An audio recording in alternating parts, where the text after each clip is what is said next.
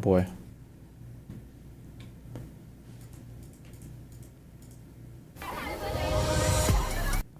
Are there contacts that are strong enough or good enough? Is it possible to have those for people that are legally blind, or is the lens thickness usually too much? And they don't usually have contacts for people whose eyesight is that bad. Coming Republican majority in the House promising to investigate Hunter Biden, the president's brother, and ultimately the president himself over their business dealings. What can we expect to learn from that? You have a prescription of -8 and you have contacts. Okay, damn. Bring in the laptop repairman whose new book, American Injustice, is out tomorrow. Details what happened after he discovered Hunter Biden's infamous laptop. John Paul Isaac is with me now. Sir. Wait,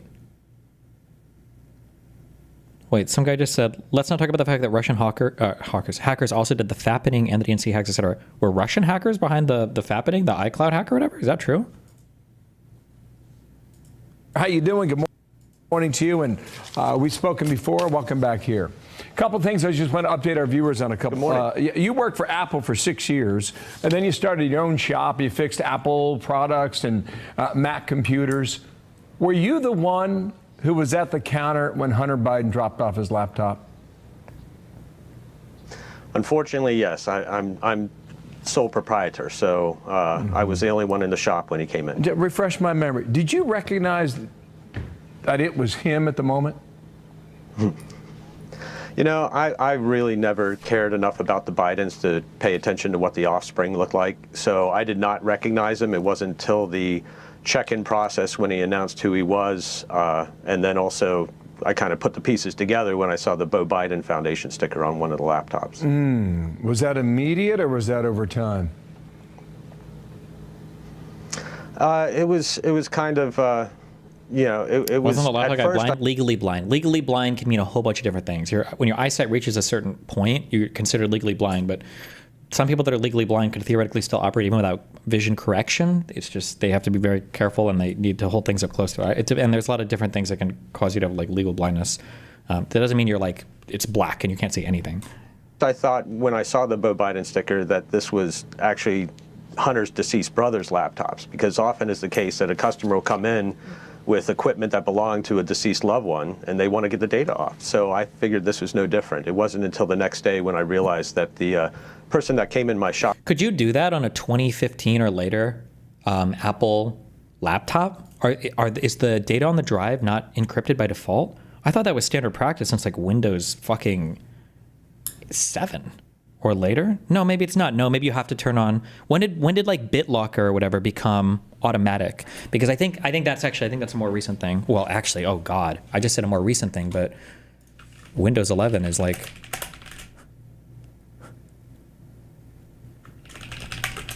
Windows 10 is almost 10 years old. Windows 11 is 4 years old. I don't remember when like the encryption became default. And I don't know on the iMacs or whatever. One sec.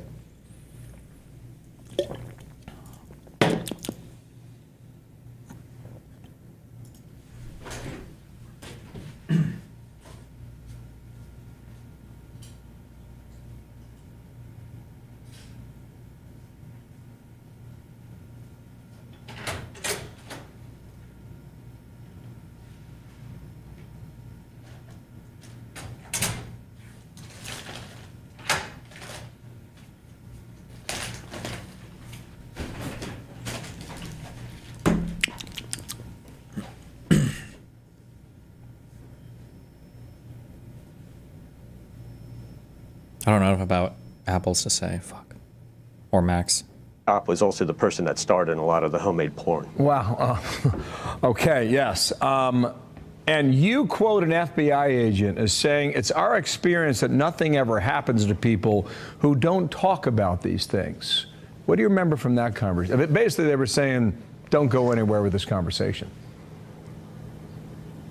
Well, and I kind of was asking for it because, first off, when the agent showed up to my shop with a subpoena, I don't think and those FBI agents had ever seen somebody so excited to be handed a subpoena in their life.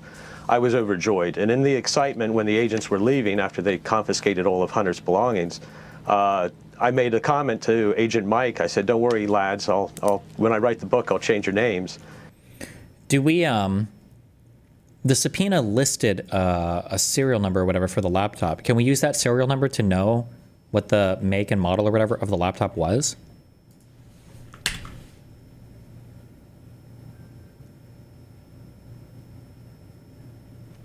Fuck. Where's that picture?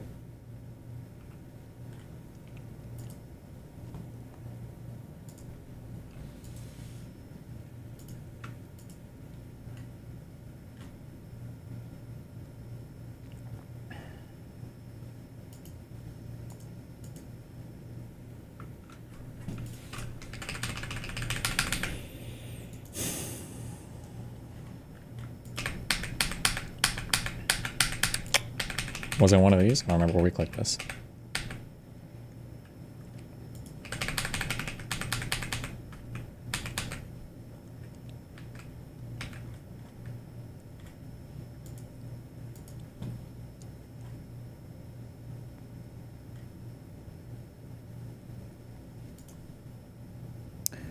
Fuck, what was the... We were looking at a subpoena by the FBI. I don't want a website telling me what model it was. I want to look at it myself. What was the picture to the subpoena that we saw? Oh, thank you. Okay, never mind. This is a good tweet. The New York Post hardly redacted anything, including the alleged serial number of Hunter Biden's MacBook Pro. I looked it up. These are the specs, which can easily be cross-checked. Okay, here's the serial number. Okay, MacBook Pro. They don't have model numbers. 2017. When did they...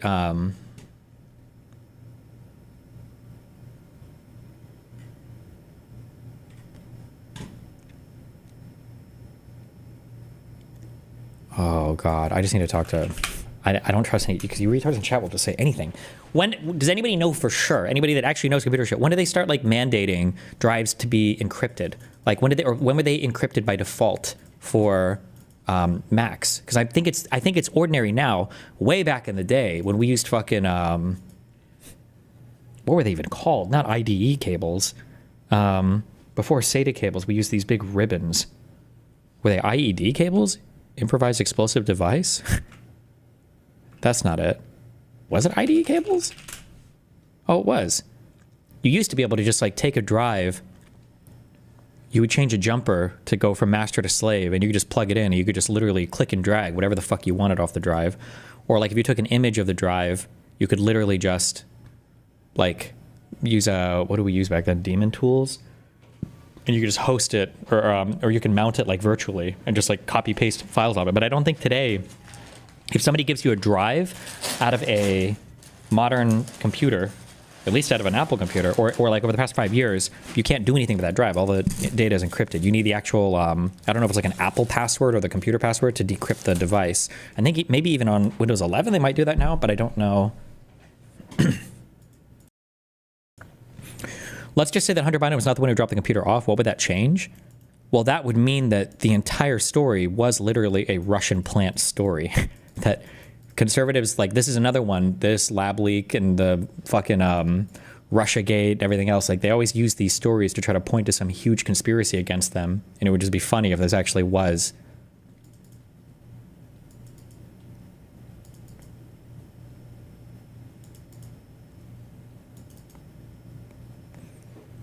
Assuming Hunter came in to fix his computer, surely he would have given the guy the password to the computer, right? I don't know. I haven't seen anybody say that. And that's when Agent Mike turned around and told me that in their experience, nothing ever happens to people that don't talk about these things, which was kind of chilling. But out of respect, I did change Agent Mike's name in the book. Wow. Oh, wow. Okay. So here's Jim Jordan just last week on this, okay? On what we might... He did drop it off. He said it in the video. Did he say that he dropped it off in this interview? I thought he said he didn't remember dropping it off.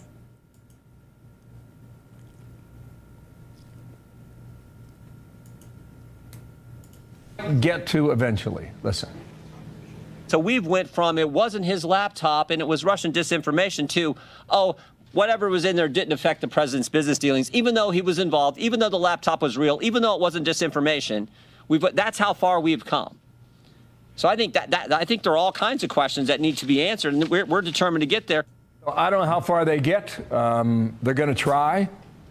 What do you think we should know? What do you think we should learn next? Well, I have been doing everything I can and working with my legal team and Congress, members of Congress, which I'm delighted to say all of them that I've been working with got reelected. So to make sure that they have genuine, clean and pure copies of the laptop. Also, every interaction I had with the FBI, I've sent over to Congress. There's two fronts that I see. I see holding the FBI accountable for colluding with our mainstream and social media to block a story, a real story with real consequences, and also get to the bottom of what the Biden family was up to when Joe Biden was vice president. And I think that we have the people in Congress now. They have the resources and the tools. And I'm hoping that we're going to get some accountability. Last point I would add there, you named 1 and 2. Here's what strikes me. You say American people should feel comfortable going to authorities without fear of retribution or retaliation. Is it your experience that this was retaliation? You know, I have been dealing with retaliation from multiple fronts for the past 2 years when what I did was leaked to the country. I'm expecting it, and I'm going to expect it to continue. It's just when people are threatened, they fight back. Wow. And the book is out tomorrow. John Paul Mac Isaac. We will speak again as this investigation. Oh, and he has a book. Wait, how did his name even get leaked? Did it get leaked by the FBI, or was it because he publicly reached out to people?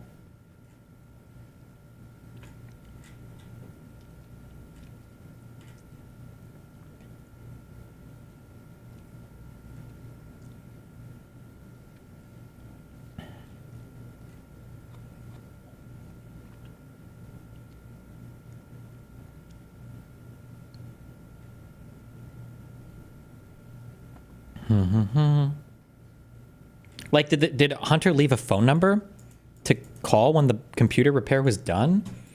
Everything about this story is so weird. Fuck. I don't want to dive into this. I'm going to get triggered if I dive into this.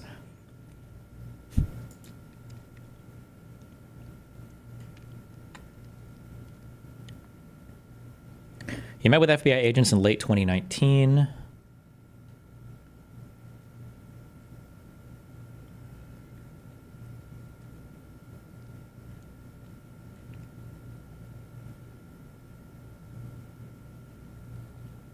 He wondered why the laptop's existence had not been disclosed during the impeachment proceedings against Mr. Trump. Why would that even matter? What would that have to do with him being impeached? Other than distracting from it.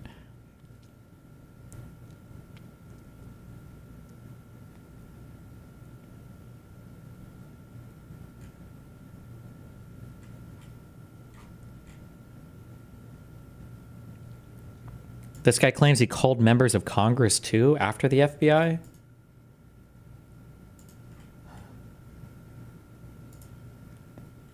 And then the New York Post reported that in September he gave a copy of the hard drive to Rudy Giuliani. It's so weird. Fuck! I don't want to dive into this. How is the forensics on this and all the information about this so bad? Okay, fine. What's the biggest interview this guy's done about this?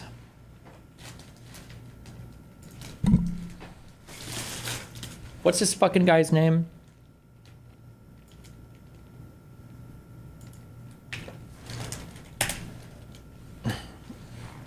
I just want to eat my sandwich. Hunter.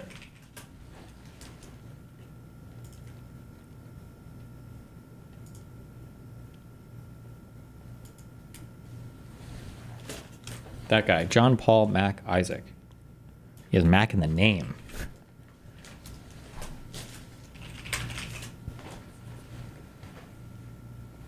Oh my God. Part 1? Part 2?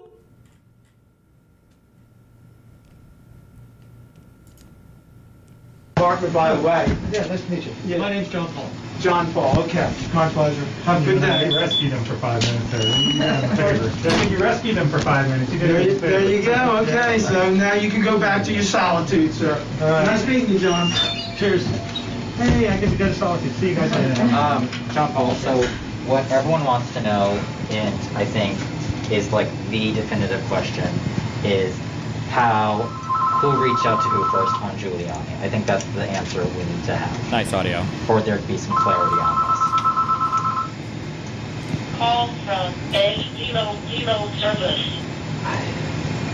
There's a whole bunch that happened in the middle, and I don't feel comfortable about talking about it because I'm still concerned. You know, it's.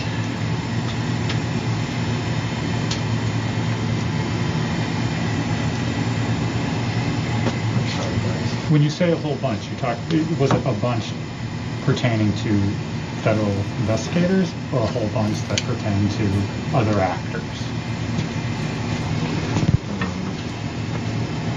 Those are so persistent.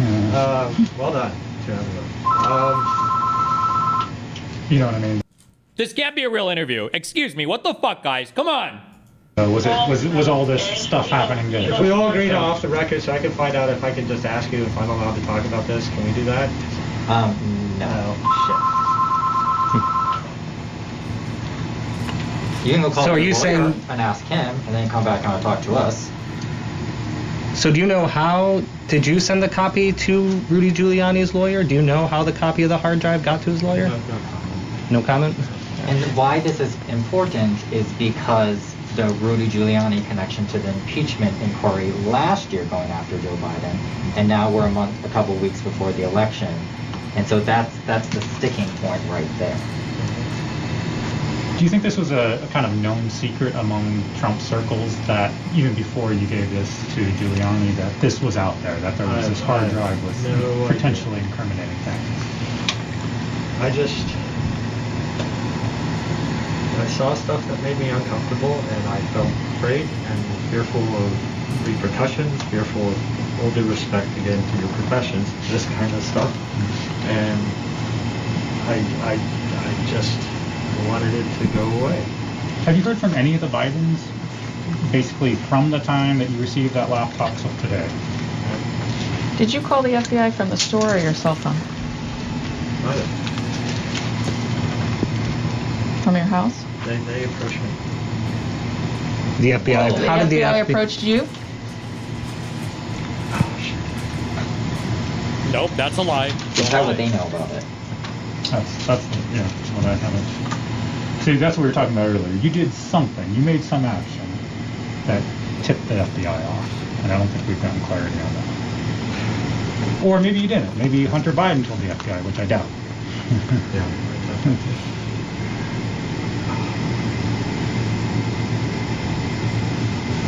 Force phone is going to run itself dead.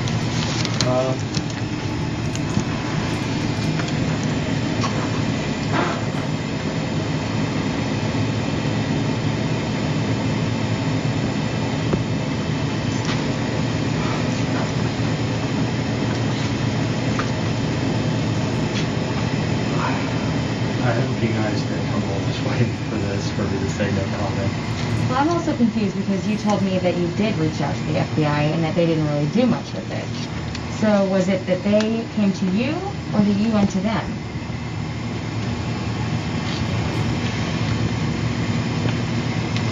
I was afraid. I reached out to some people that I trusted that could possibly be in contact with the FBI that I could trust. Ah, that's significantly different than saying I called the FBI. That's an interesting point that he just said that. Maybe something different will come out as he keeps talking, but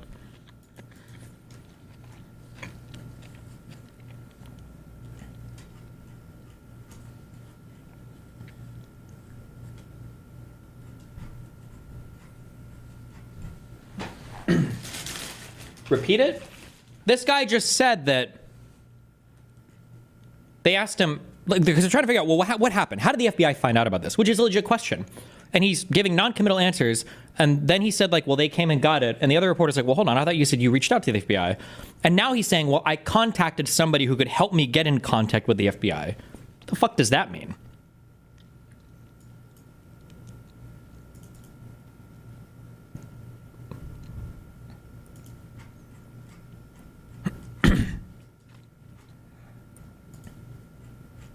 Wherever was this? Sorry, hold on.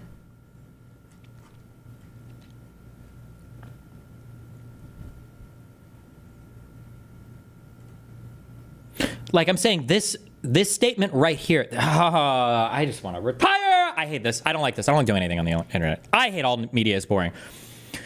This statement of he contacted the FBI is significantly different than I contacted friends to get me in contact with the FBI. The implication behind those statements is far different. It implies that he's talking to people that aren't part of the actual FBI to get advice on how to go to the FBI. It implies that he could have been taking a different channel through the FBI, right? Because there's like an ordinary process by which you would submit a tip, or you would get like an interview with a field office where agents would come to your house. I've done this like 5 times at this point. There's an ordinary process by which you would either be interviewed by them or submit evidence to it. So I'm just saying that this statement is not strictly true. Now, it might be inconsequential. Maybe by the time I listen to the rest of this, it'll be inconsequential. But those are 2 very different things. That could possibly get me in contact with the FBI. His story is also very like, I think I reached out to somebody. How would you not remember any of this? This was posted on October 22nd, 2020. This all happened within the past several months. He said in April. It was dropped off in April? So it was dropped off 6 months ago or less, and all of this happened. How do you not remember any of this? Why are we so non-committal on all of our answers here? I don't know. Maybe he's nervous. That I could trust. And then they showed up. Is this over the Like that too. I needed to find somebody I could trust. Like, what does that mean? That's a very loaded statement. Can I reach out to these people? No. These were friends You of know yours. these people for a long time? Yes. About how long? Like law enforcement or civilians? No comment. And are they Republicans, or are they anything? Okay, he contacted somebody that he knew for a long time with connections to the FBI? To do with politics? No. So just no comment. They're Just friends of years. yeah. Multiple years. People I trusted. Less than 10 years? No comment. And so this was last winter, fall, and then they subpoenaed you on December 9th, according to you. Okay, somebody said, how did this retard get a hold of the laptop? So this would be, I don't even know what percentage I would assign this. Like I'm thinking at like less than 50% for this. But the conspiracy would be, let's say that I hack your email address. And let's say inside of your email, let's say that you have 10 years of humiliating, embarrassing things, or your iCloud account, okay? I can't just leak that through Julian Assange, or I can't leak that because it'll be like Russian hack, whatever. I don't want to play into the fucking US delusion that us great Russians are doing bad things. So what I could do is, let's get an old laptop, and then I will log into that laptop. I'll create a user account. I'll call it Hunter Biden, and I'm going to log into your email and everything on that laptop, and then I'll just load all of these files information here, and then I'm going to give this to somebody in the US, and I'll have them disseminate the laptop somehow through, I guess, a computer repair shop. And then when they get the laptop, they'll open it, they'll look at it, and they're like, oh my God, look at all this incriminating Hunter Biden stuff. This wasn't a hack at all. This was a legitimate leak? I don't know what you would call this, because it kind of is. It was dropped off a computer repair store. Even if we accept his version of events, it's very weird that you're leaking this, possibly even illegal, almost certainly illegal. Maybe, I don't know what like media protections there are here. But it's a way to basically get the story in American media without it being a quote unquote Russian hack, you know?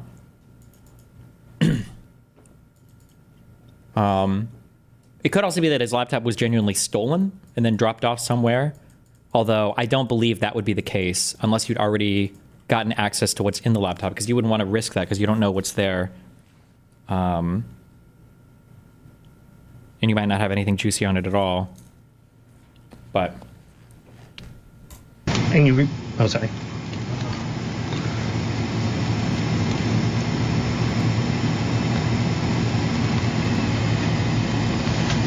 I think the issue for us is that the longer we don't understand these points, we're just going to keep showing up here, and this is going to continue.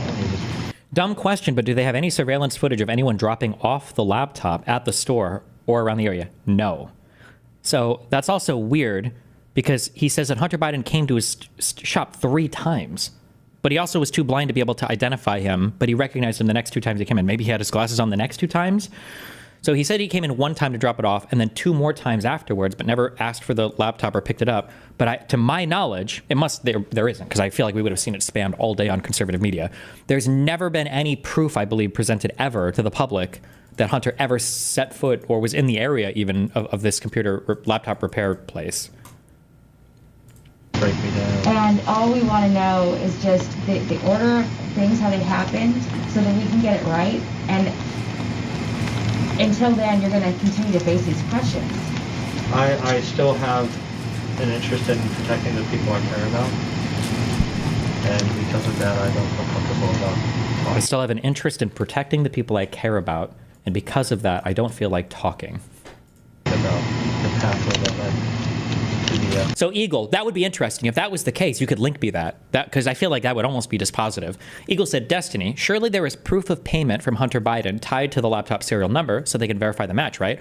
Even without tying it to the laptop serial number, like if they could show like a Visa or a card or something that he'd used, that would help a lot. It would almost be dispositive, I think. Like, oh, he was definitely there, right? If the guy literally swiped his Visa, unless they like hacked his like credit card too, which is not impossible, but well, yeah, maybe I wouldn't say it's dispositive, but that would like 95%. That's like 95% push you in that direction, I think. Have you had any communications with Trump campaign officials, Republican officials, political operatives of any kind about this? And what I don't understand is if Hunter Biden never came back, then you have his paperwork that says Hunter Biden on it. Wait, here he says Hunter Biden never came back. But in all these media stories we've read, he says he came back twice. What did he say? Where did he make that statement at? Mr. Isaac said that Mr. Biden filled out a work order and identified himself as Hunter Biden and that he came to his shop twice but never returned to retrieve the computer. Or maybe he means like he came once and then he came a second time to drop it off but then never came back again? Maybe? The sentence is written kind of weird, I guess. I'm not sure. Because it didn't say he came back to his shop twice. The Bidens are all over this town, and everyone kind of knows them. So, did you not try to reach out to anyone who may have known the guy who's running for president and say, your son's laptop is here? Receipt for the laptop that was used in the gun case.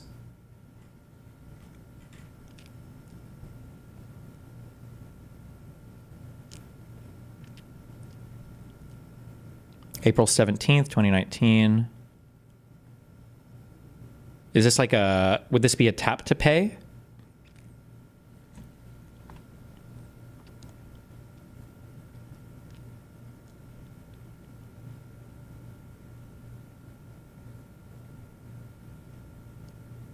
This looks like a legitimate, like when you buy something on a thing, there's a, it auto emails you or whatever.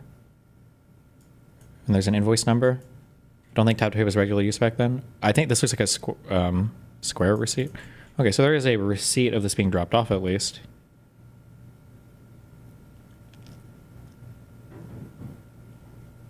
And it was emailed to him. I'm assuming this is his email here.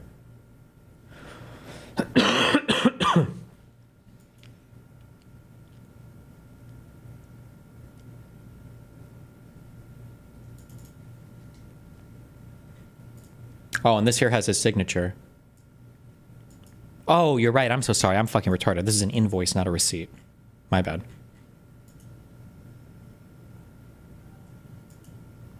I imagine if there's a signature, the problem is I don't know if this was cut in favor or against. If somebody's signing for it, they must know what Hunter Biden's signature looks like. I imagine it's easy to find that, right? So I don't know if I would count it one way or another.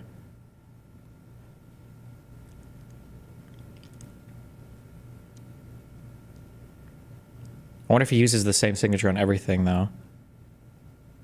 I'm trying to think if I could. I feel like you could count it a little bit in favor of the fact that he was actually there. I feel like it would go at least a little bit to that favor. Why does it say 3 MacBooks? Where?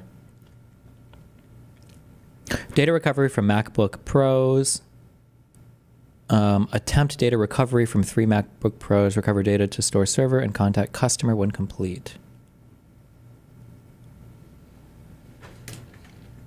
What does dispositive mean? If something is dispositive, then you would say that like it's proven the thing and nothing else matters at that point. So like if I had, let's say that we go into a house and there is a body, there's a knife laying next to it bloody, and then there's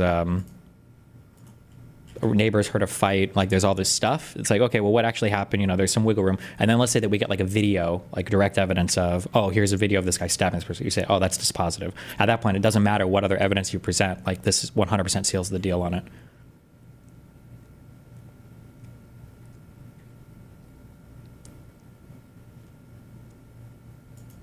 I wonder if he tried to call Hunter Biden afterwards. Yeah, I don't know why it says attempt data recovery from 3 MacBook Pros. That's also a little bit weird.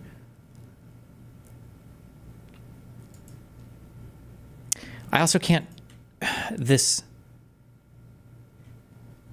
feel like this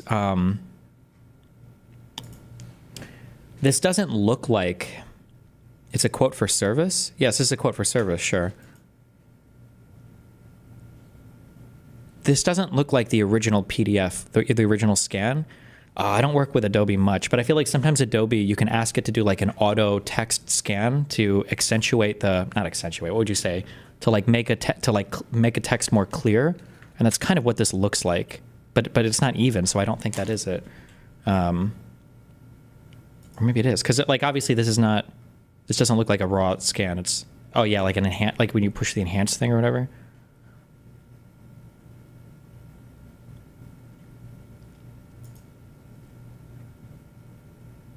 It's called OCR.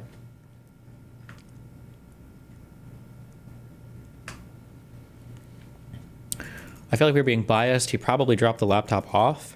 The problem is that this is like the real story for this is exceptional. And then the conspiracy that I'm alleging is also exceptional. But it's fair, but both the actual story and the the conspiracy that I'm alleging, I don't know what would be less likely. Because the actual story is, in 2019, after getting clean, Hunter Biden took a laptop to a computer repair store and dropped it off. And the laptop has so much incriminating information on it.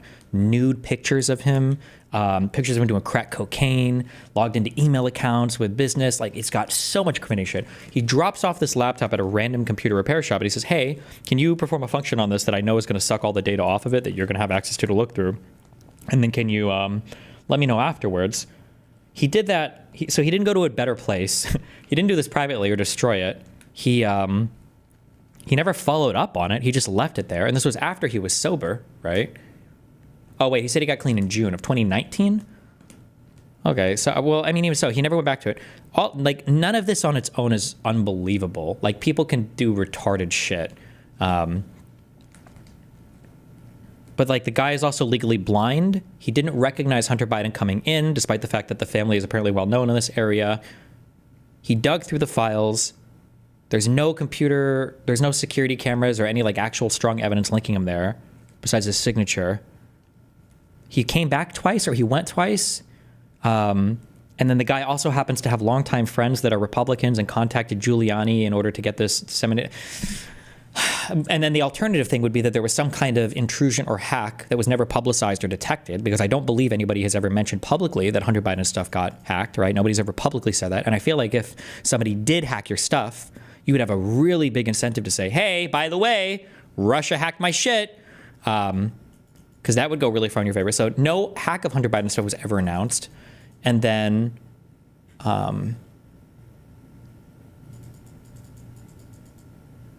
so somebody would have had to have taken a laptop preloaded with Hunter Biden's hacked material into a computer repair store and then dropped it off there with the hopes that this guy, well, not with the hopes, they'd be coordinating to some extent. Yeah, I don't know.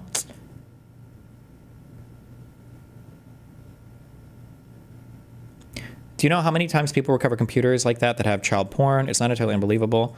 True, that does happen.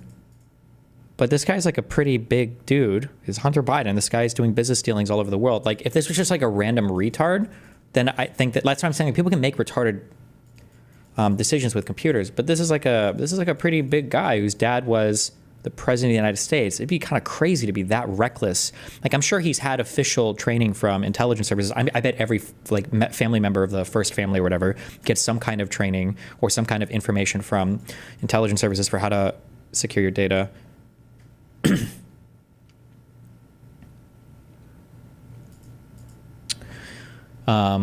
He was also on drugs. Yeah, I know, but he was on drugs, but I feel like that could cut either way, right? So for instance, like, he's on drugs and that's why he dropped the laptop off and never even followed up on it because he was being so reckless. But then I feel like you could also say, who the fuck is on a crack binger and they're like, oh shit, bro, I need to go in and pay money to get my laptop fixed. Now, if he said the guy had robbed the place while he was there, I'd be like, oh, maybe. Yeah, I don't know. That's generally not standard operating procedure. The customer leaves us multiple. This laptop is here. That's generally not standard operating procedure. The customer leaves us multiple points of contact, and when the repair is complete, we make every effort to reach out and contact the customer. And, Wait. What is he saying here? It's not standard procedure when the customer leaves multiple. What he didn't say multiple laptops, right? He said like something else. Hold on. Not standard operating procedure. The customer leaves us multiple points of contact. And when the customer leaves us multiple what? Destiny, there were 3 laptops. Oh, points of contact might be what he's saying. Okay, that makes more sense. When the repair is complete, we make every effort to reach out and contact the customer and do it again. And then after 90 days, the product is considered abandoned. We either recycle it or we reclamate it or take the parts that we used. If it's a repair that required parts, we take those parts back out so we can use them in another thing and then dispose of the machine. And thank you for sharing about your medical condition, you not being able to see potentially whoever walked in here. But there's a part of the story that says that there was a Beau Biden Foundation sticker on the laptop. And so you saw that? Yeah, it was covered the Apple logo. Okay. So it's that and the form that you think you believe and are certain that it was Hunter Biden's laptop.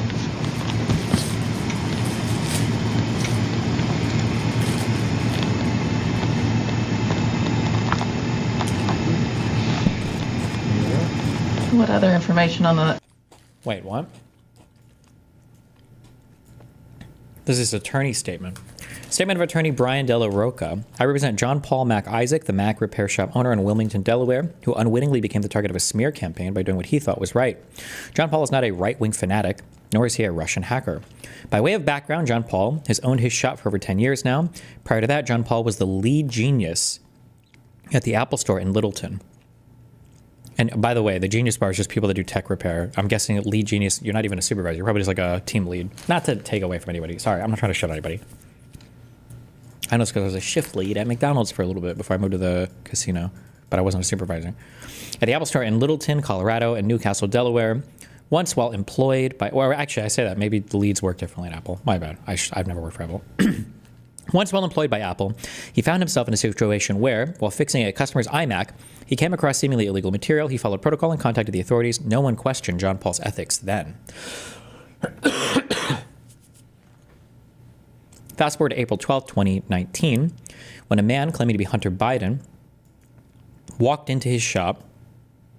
While John Paul was pleased that someone of Hunter Biden's notoriety was in his shop, he did not question why Hunter Biden was there. In fact, Hunter Biden had been referred to John Paul's shop. John Paul is well respected in the community, and it would have been uncommon for his patrons, and it would not have been uncommon for his patrons to refer others to his shop. John Paul provided a solution for one of Hunter Biden's 3 laptops on the spot. There were 3 laptops, okay. Another laptop was a complete write-off, but the 3rd laptop required more significant intervention. Wait, what happened to the other 2 laptops? Did Hunter take it with him? That laptop, okay, remained in the shop with John Paul. Hunter Biden returned 2 days later with an external hard drive to which John Paul would transfer the information. According to John Paul, recovering the data was difficult because of the significant liquid damage to the drive. He would boot the computer and transfer as much as he could before the computer shut down. Then he would boot up the computer again, verify what was copied, and then transfer more data until the computer shut down again. This process repeated several times. So he just turned it on, clicked and dragged, and just did that over and over again. Okay. Based. He couldn't remove the drive from the system.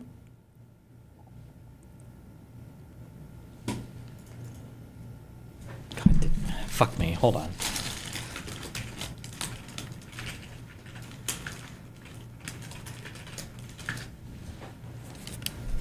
Oh, it could be soldered on since it's a Mac. Oh, and solder means it's attached forever and can never be removed by a guy who worked as an Apple genius in a computer repair store. Okay. During this process, John Paul saw a certain piece of information, but at the time, he did not think anything of it. Instead, John Paul completed the work and contacted Hunter Biden to let him know. Hunter Biden never responded. As requested by Hunter Biden, a secure payment request was sent in an email but was never paid. John Paul contacted him at least one more time, but Hunter Biden never responded. The policy of the shop is that items not picked up within 90 days of the completion of the service will be treated as abandoned property. I mean, he sent an invoice. This seems legitimate. I've never heard this contested. And I'm assuming if he's saying he called him, there should be records of that.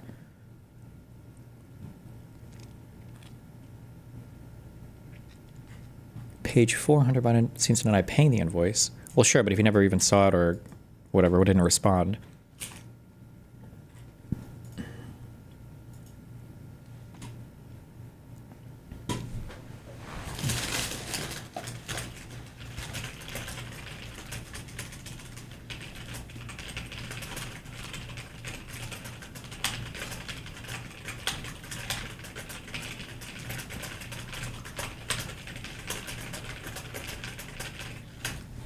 I'm asking Louis Rossman if he ever looked into this or not.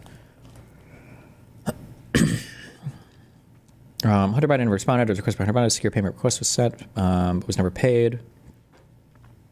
Around mid-July of 2019, news of Hunter Biden's business dealings with Ukraine, nice, were coming more into focus, and John Paul started to get uncomfortable with the information he had seen. He was unsure if the hard drive contained information pertinent to the legal investigation.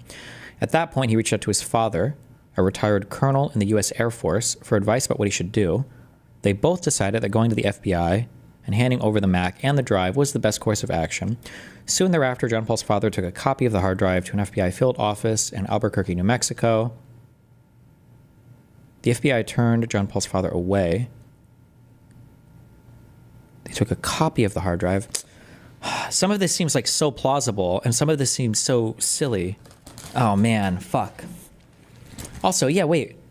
Oh, you said why New Mexico? I'm guessing it's because his father lived down in New Mexico? Why? Yeah, but why that first? Then in mid-October 2019, an FBI agent reached out to Colonel Mac Isaac and wanted to discuss the Mac and the drive. At that point, Colonel Mac Isaac passed along John Paul's contact information.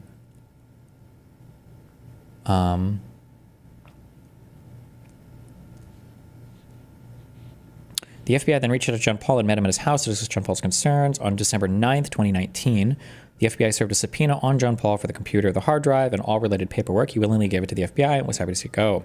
Out of an abundance of caution, John Paul made a copy of the drive in case he was ever thrown under the bus as a result of what he knew.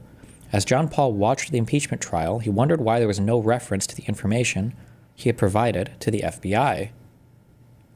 As a result, starting in February of 2020, and until July of 2020, John Paul reached out to several members of Congress to notify them of what he had in his possession. His request fell on deaf ears. Hold on, I'm sorry. Some people try so hard to be like reasonable.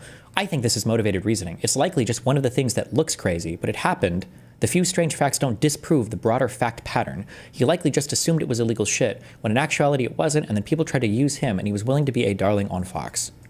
This whole story is really fucking weird. I think this is a weird story. I'm not saying it's impossible that it happened as reported. It might even be most likely. But if you don't think that this is a weird fucking story, you are brain broken, or you're trying like super desperately to seem like a, like, oh, I'm never politically partisan, so I analyze all the facts in such a dispassionate way that I think there are certain negative stories that I'm just gonna bite the bullet on as being totally real. This is a crazy story if this is true.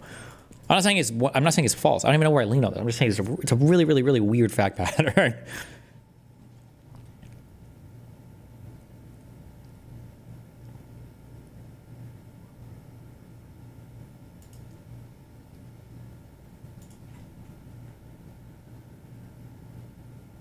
Destiny, I just said it was weird, but this is like the Epstein weird facts. What? No, it's not at all like the Epstein weird facts. For the Epstein stuff, the idea that there was like a secret blackmail list, I don't think there's ever been any proof of that ever in the whole history of everything offered ever.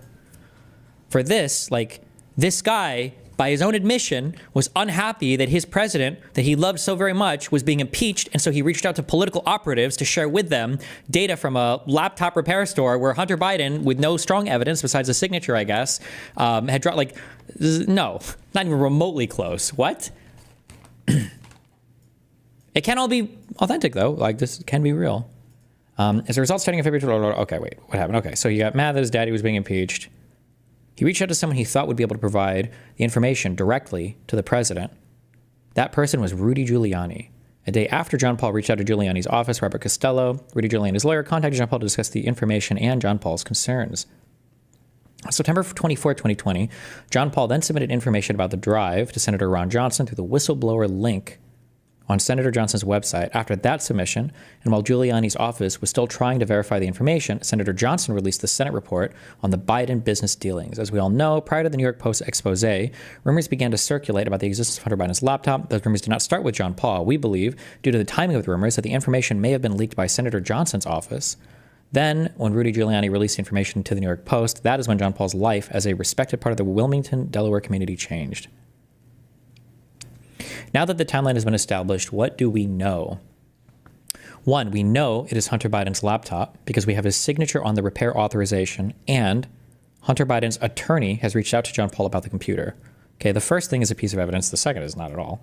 Hunter Biden never returned to retrieve the information, rendering it abandoned property, or in other words, junk. We know that once you throw something into the trash, you relinquish your privacy rights to it, which is why so many investigations include a search of a person's trash. This is absolutely not true. I do believe that law enforcement in general have ruled that it is okay to collect evidence from a trash can, I think for like DNA matching, but you can't just go to somebody's trash can and dig out like a hard drive and have the right to publish all of the information that you find there. That's insane.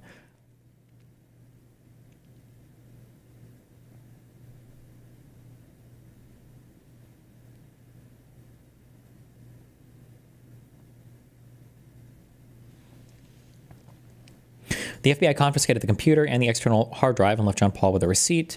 The information on the drive was leaked to someone prior to the New York Post expose. John Paul has not released any information as he is cooperating with law enforcement, and to do so could hurt the investigation. Wait, what?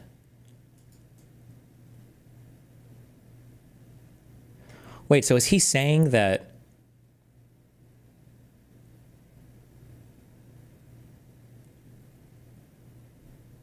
Senator Johnson's office released information about the laptop that he's saying John Paul didn't provide them?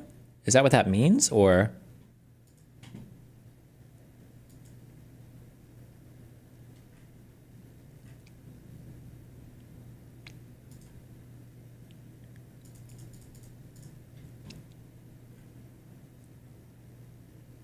compare Hunter Biden's signature to one from the subpoena.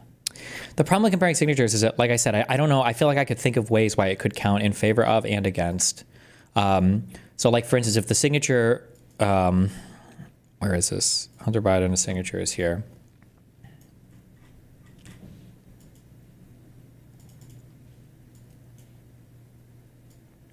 So, like, the signature, it looks different, but, like, it could be because sometimes he doesn't give a fuck. Like, I don't know if if you showed me like 10 years of this signature and then he signed it here, it's like, oh, okay, well, that's maybe different. But like, maybe he just doesn't give a fuck in terms of signing some things. Maybe he had somebody sign something else for him. He's like, fuck, can you sign this for me? Maybe, maybe he was fucking high when he signed here, so it was different. I don't know. I feel like I could make this count either way, right?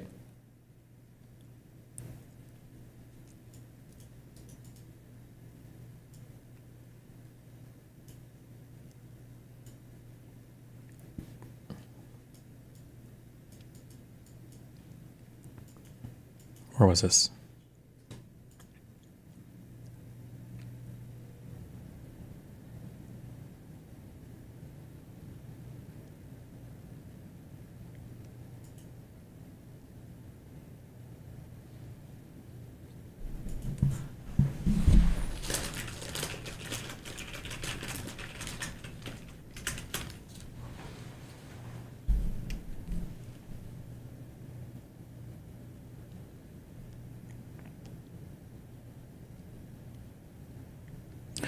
Which is more likely, how Giuliani became aware of it in the first place? The FBI was aware that there were Biden leaks early 2019, possibly late 2018, before they actually got a hold of the laptop.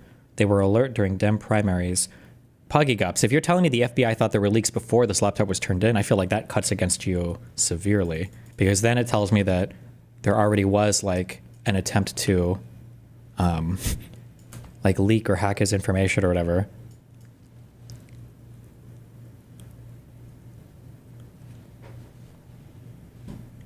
Or maybe not. I don't know. Yeah, this would be a Bayesian analysis thing. Where were we?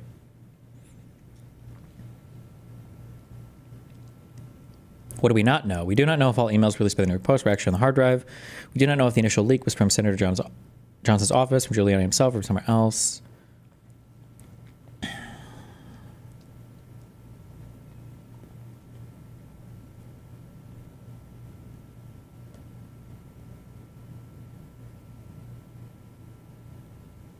The 50 former intelligence officials. Oh no.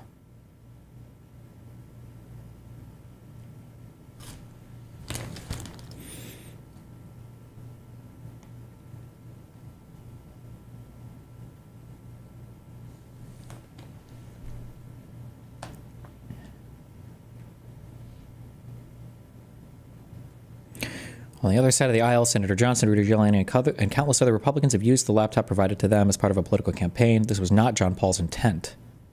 But he literally said it was because of the impeachment inquiry. He was trying to get the information to law enforcement, and in doing so, became a victim of politics. Although he is receiving money from many, or he's receiving support from many Americans, he's also the subject of death threats and will likely be out of business as a result of this whole affair. I mean, well, obviously, you must know that, right? If a computer is left in your possession and then you give the computer over to the media, who the fuck is ever dropping anything off at your shop again? Right? Like...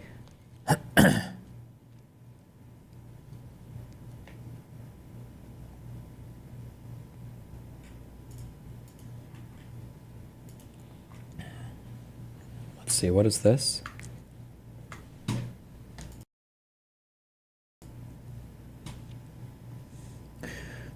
Defendant, in response to John Paul Mac Isaac, is suing these people.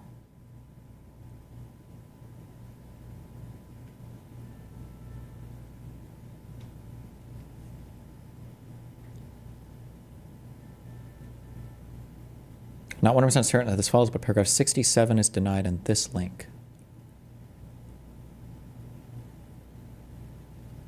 Wait, what?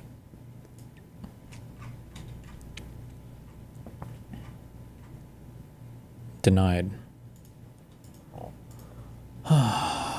This is in response to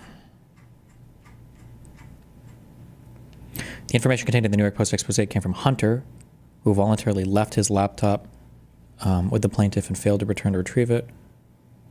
Well, you don't know which part of this he's denying, right? He could be denying that there might be stuff in the expose that he thinks doesn't come from the laptop or didn't come from the laptop, right? Laptop that leads you to believe it was Hunter's.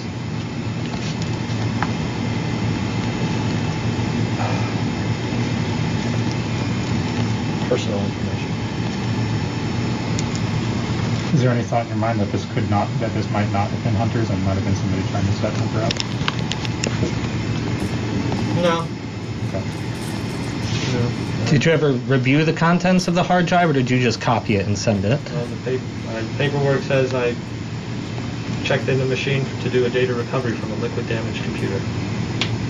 So you would have seen some contents of the hard drive. I would have been responsible for dragging and dropping all the content. All of the contents. It was a mess. I'm not a data recovery expert, but I feel like you don't have to actually look at any of the files themselves if you wanted to do data recovery. I don't think you necessarily have to. I think you can do like hashes or compare images or, but I like compare images like the data, not like looking at the pictures. But I could be wrong on that. I don't know how normal or abnormal that is, maybe. And even though you couldn't see Hunter Biden, supposedly, who was here in this office. No, I wouldn't have recognized him in a lineup. You know, I mean, it's like, obviously this is pre-masks on faces, which just screws me up 100 times more than now than it did a year ago.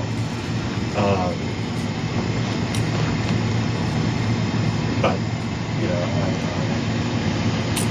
And sorry just to keep asking about this, but you just said you would have recognized him in lineup. I would not have. But you would not have No, recognized him in no, lineup. But, Okay.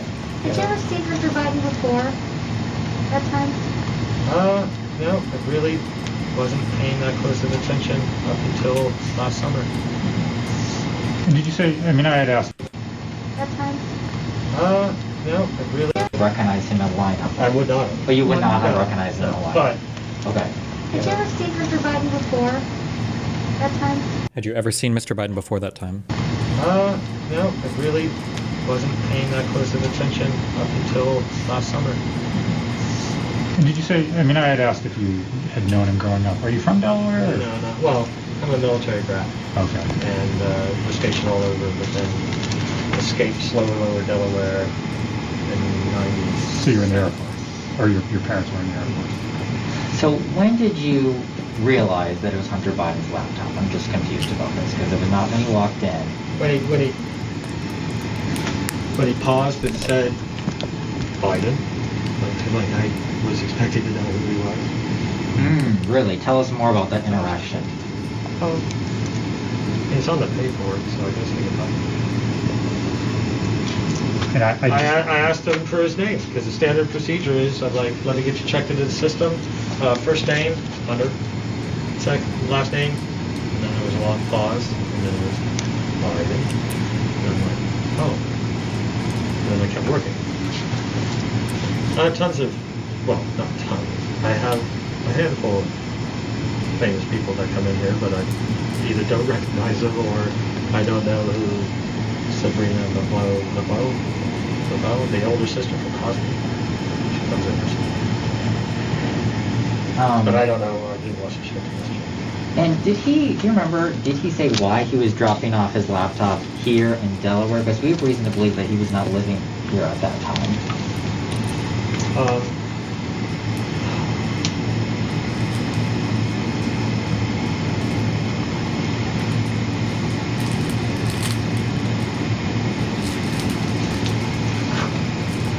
Customer came in with three products, three liquid damage MacBook Pros. One was a complete write-off, and I diagnosed that at the counter. It's a 2016 or newer model where you can't do a data recovery if there's substantial liquid damage to the logic board. It's Apple's. There's substantial liquid damage to the logic board. It's Substantial liquid damage to the what port? Is this guy's data recovery literally just him plugging in an external hard drive and hoping that he can click and drag off all the files? Is that the extent to this computer repair shop? The logic board.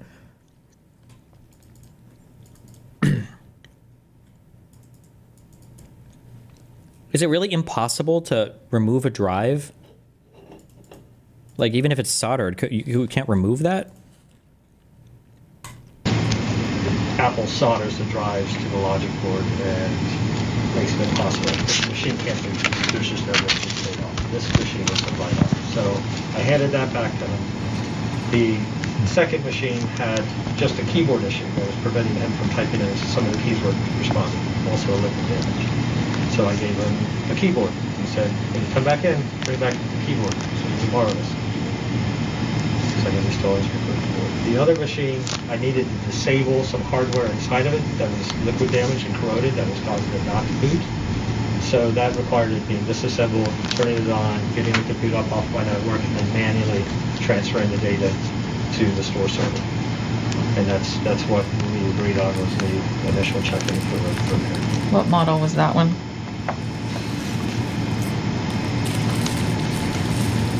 2016, I believe. MacBook Pro 13-inch. And so it's the third computer that you found. The third computer was the only computer that I checked in. So you didn't see the contents of either of the two, not the keyboard damaged one, obviously not the one that was on the one that was totally damaged. You just looked at it and said, I can't do anything with this. Yeah, Back in, or? It was a write-off. I just handed it back to him. Okay. I'm not going to check something in when I know that there's no hope for it. What kind of liquid was it? Do you know? I lack the facility to testify. And do you remember if he said he was... And we don't think about, in the tech world, we just don't think about what that is. Definitely. Yeah, we just... Do you remember if he said... I'm going to ask this and it's not here, but I feel like I could go either way. If this guy was so paranoid that he could get in trouble for this, and he said he made a whole copy of the drive, I wonder if he took a picture of the laptop. Has he ever posted that? Did he ever take a picture of the machine itself? In one world, like, I think maybe he just wouldn't think to do it because he's got the data, so who cares? But like in another world, if you're this paranoid that he's literally passing the information off to his father... If it fell on a lake, or did he knock some water over? I typically don't ask those kind of questions. Nobody wants to go into detail how they screwed up their $7,100. And so I'm just a little confused because why would Hunter Biden have 3 computers that were all broken? He's not like a computer salesman. Rich, I guess, if we call him. That he's rich? Was it a mechanical hard drive or solid state hard drive? All these products had solid state drives. They were solid state drives. Okay. Have you ever in the past seen content on a device you're repairing and contacted authorities? Absolutely. When I worked at Apple, oh shit, should I talk about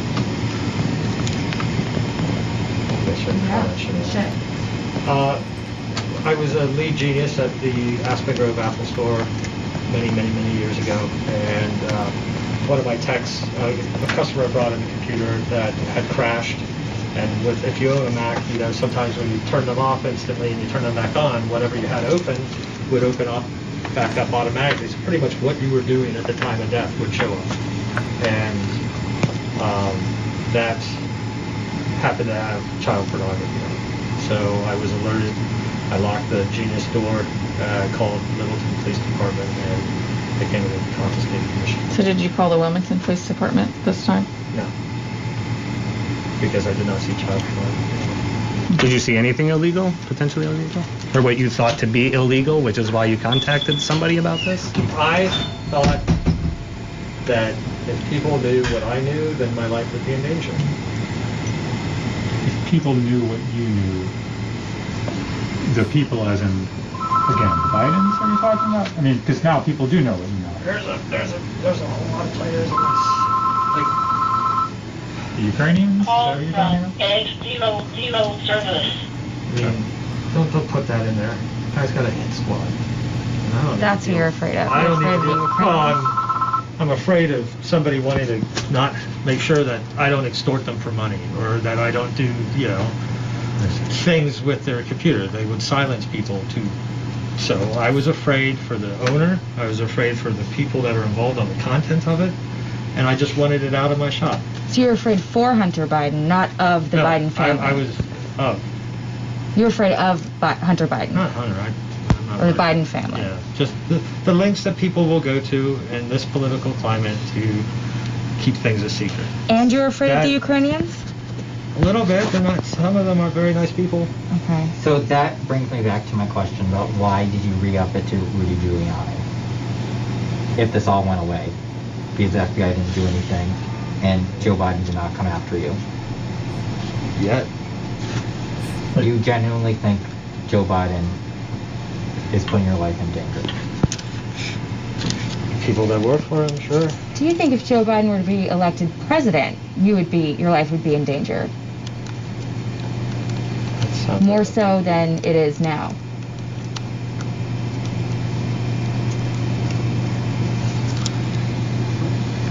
Probably about the same, but probably a little bit more. I don't know. It seems like if there's any risk that might exist, it would have grown. It would have gotten worse in September after you had transferred the information to Rudy Giuliani's attorney. Like, if you're concerned before that, I just don't understand why you would put yourself out there farther and give this information to somebody who had actively been working to, somebody who we all would assume if I was going to give information to Giuliani that's potentially damaging the Hunter, that's going to see the light of day. So why would you do that if you're trying to keep them? really don't want to acknowledge what you said, but I don't want to say no comment anymore because it's getting exhausting.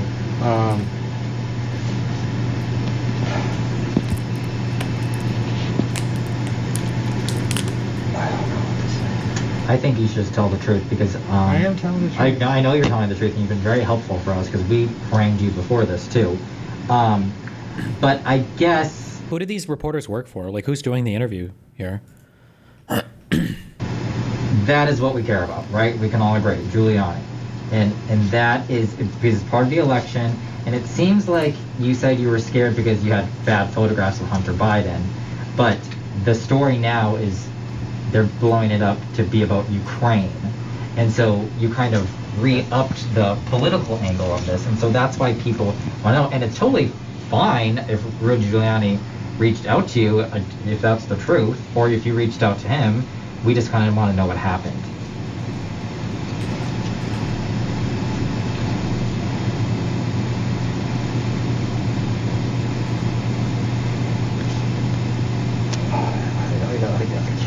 I can't talk about it. I don't want to talk about the timeline. I don't want to talk about who reached out to who first. And, I mean, it's Maybe this is a better way to talk about it. Do you think the public needed to know this information about Joe Biden's meeting with the head of Burisma? Did you personally think, oh, this is... I'm worried that Peter Miller, I shouldn't call him that Peter guy. So Peter Miller brought up something in that root claim debate that I think I've been too quick to cast aside when I'm analyzing information that I think was actually super valid of him to bring up. And I think I should incorporate it more meaningfully into my analysis. One of the things that Peter brought up, and I think he said you don't have to count this as evidence one way or another for lab leak or zoonotic transfer. But he said, look at the people who are pushing the lab leak theory. And it's also people who are selling supplements, tell you that vaccines are bad for you, believe in like homeopathy and chiropractic and all these other, and they're people who've been on multiple conspiracy trains that have all been debunked, right? And when you have somebody who's making like bogus claim after bogus claim, blah, blah, blah, blah, blah, blah, all this, and then it's like, and now they're making the lab leak claim.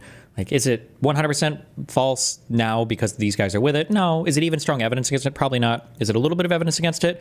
Like in a reasonable, rational, logical debate where we're trying to prove one thing or another? Maybe not. But it's probably fair to incorporate that information at least a little bit when you think of like who's making what claims. Somebody emailed me his book. I'm sorry, I'm just like scrolling through it. It's a pretty short book. It's only 126 pages. But I'm looking at this on page 34. Part 2, The Threat. So I think this guy released a book on this. The Burisma Grift, 2014 to 2016. The following information comes from my media research and what I found, including copies of emails on Hunter's computer. It all started on February 20th, 2014, when Russia invaded Ukraine. The next day, the pro-Russian Ukraine president, Viktor Yanukovych, fled Ukraine with Russia's assistance. This guy seemed about as corrupt as they come. To help stabilize the region, the International Monetary Fund, the IMF, put together a $17.5 billion loan that would be released over the next 4 years. On March 11th, the IMF approved the loan. 2 days later, the first $5 billion was released to Ukraine and distributed to the energy sector, mainly natural gas providers. The idea was to undercut the bulk of natural gas being imported by Russia into Ukraine by offsetting the price of natural gas. Burisma, being Ukraine's largest provider of natural gas, gladly took the money. There was one condition. The fund demanded that Ukraine establish an anti-corruption bureau to root out corruption and oversee the distribution of the funds. Unfortunately, less than 2 weeks later, on March 26th, the interim government announced that natural gas prices would rise by 50%. What happened to the money the IMF gave Burisma to prevent this level of inflation? Around that time, 2 guys halfway around the world were asking that very question. At 12:43 a.m. on April 13th, 2014, Hunter Biden sent his friend, Devon Archer, an email detailing exactly how they were going to take advantage of what was happening in Ukraine. In their exchange, they predicted the election of Petro Poroshenko, a true reformer by Ukrainian standards, as president. With his election, Burisma would be pushed to honor the IMF loan and reduce gas and lower gas prices. The 2 friends saw this as an opportunity to step in and aid Burisma. They clearly understood what Burisma had done with the money and saw a way to cash in. It's kind of weird that, like, if you were going to release a book on your coming across this laptop and everything else, and you wanted to put out, like, your side of the story. It seems very, very, very, very, very sussy baka to include so much politically charged stuff. Why would you have all of this as part of? Why would you have this? Why would you? It just? I feel like it just hurts. It helps your credibility with one side. I feel like it hurts your credibility so much with another side. But Totally, this is compelling information the public should know before they vote for or against this guy. It wasn't about voting. It wasn't about the election, to be honest. Okay.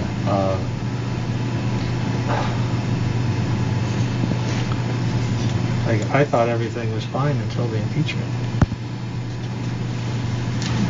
Until the impeachment. Impeachment. The impeachment hearings were before the FBI. No, the FBI picked up this. Until the impeachment. The impeachment hearings were before the FBI. No, the FBI picked up December 9th. Right, the hearings were in November. And then the actual impeachment happened. The impeachment process was after. Right. was after. And But the hearings, those big hearings in the House. Yeah. If I remember Yeah. correctly. a lot of them were. I think it was later.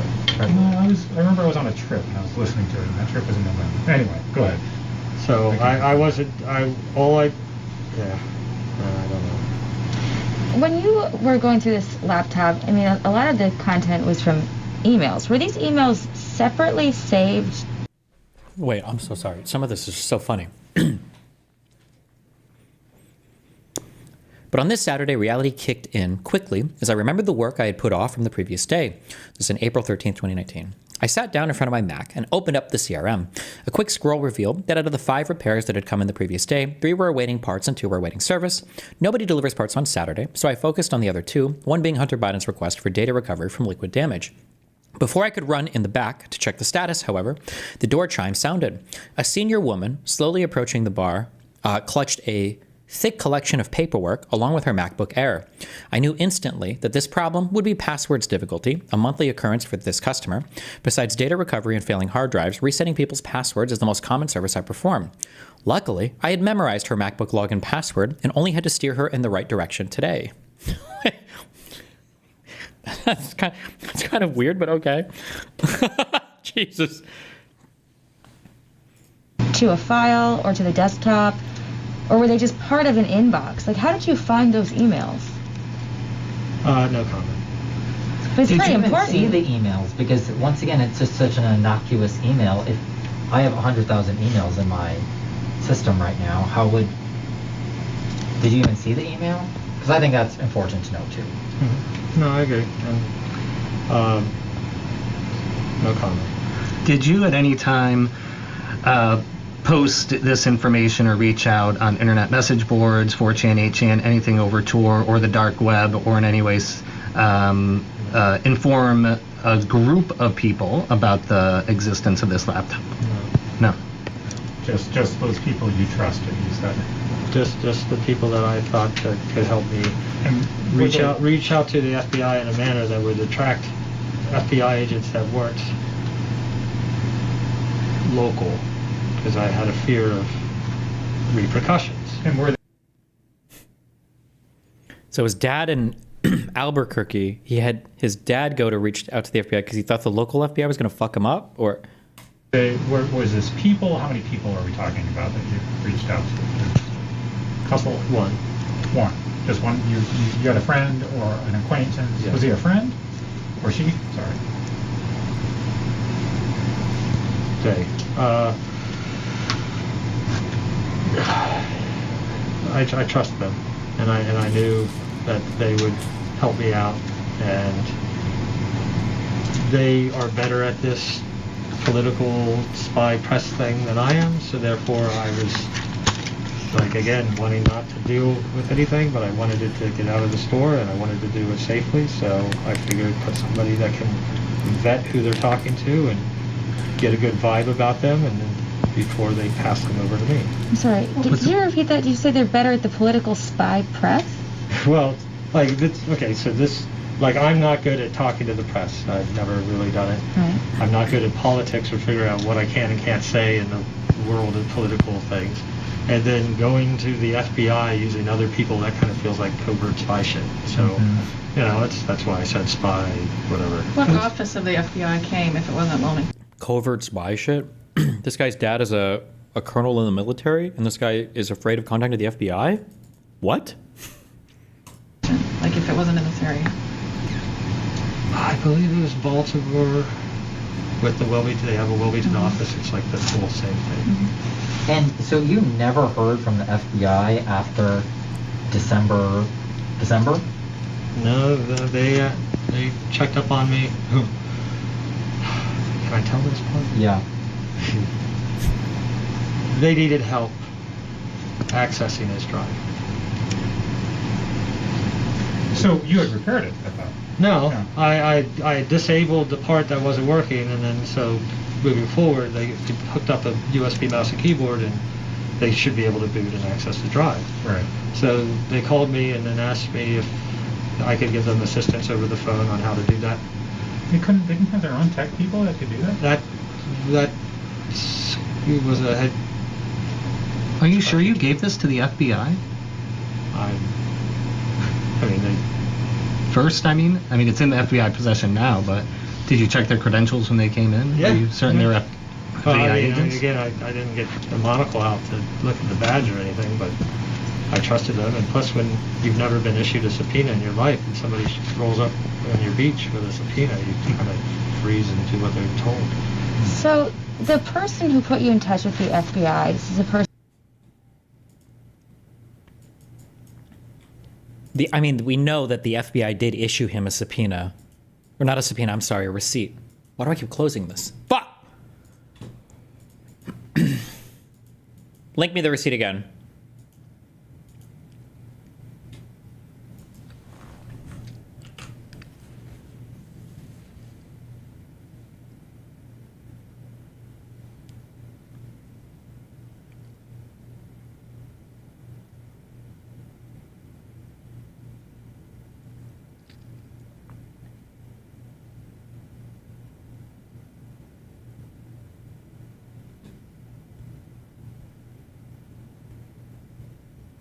The FBI just said that, or the guy just said the FBI reached out because they couldn't get in the drive. Wait, link me that receipt again so I can see it. I want to look at it again. Wait, did he really? Wait. Oh, you had repaired it, I thought. No. Up on me. Can I tell this part? Yeah. They needed help accessing his drive. Well, fuck, wait, I didn't listen to this. Wait, what? Hold on. It wasn't Wilmington. Like if it wasn't in this area?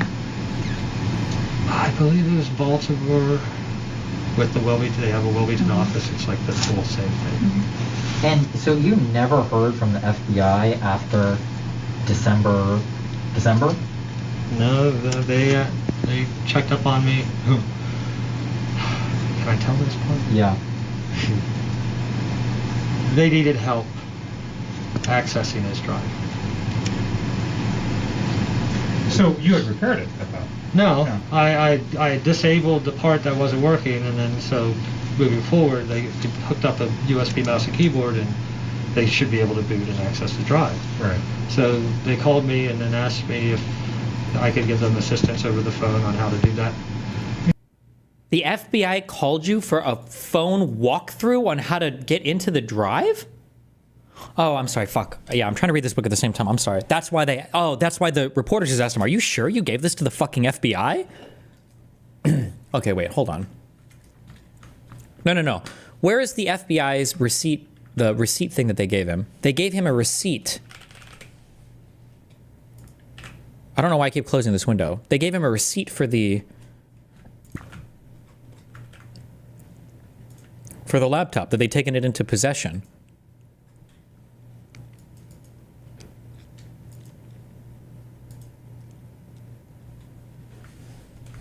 Maybe I have it open up here. Hold on.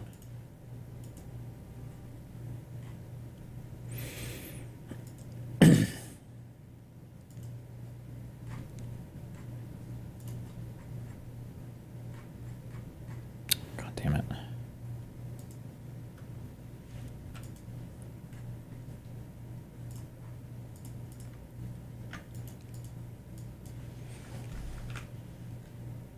Wait, is it page 5-1? Oh, yes. Thank you.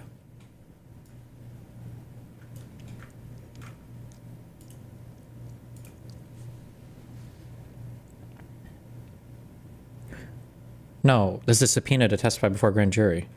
No, I thought they had no, they had a receipt that included the serial number. Oh, it's this attachment.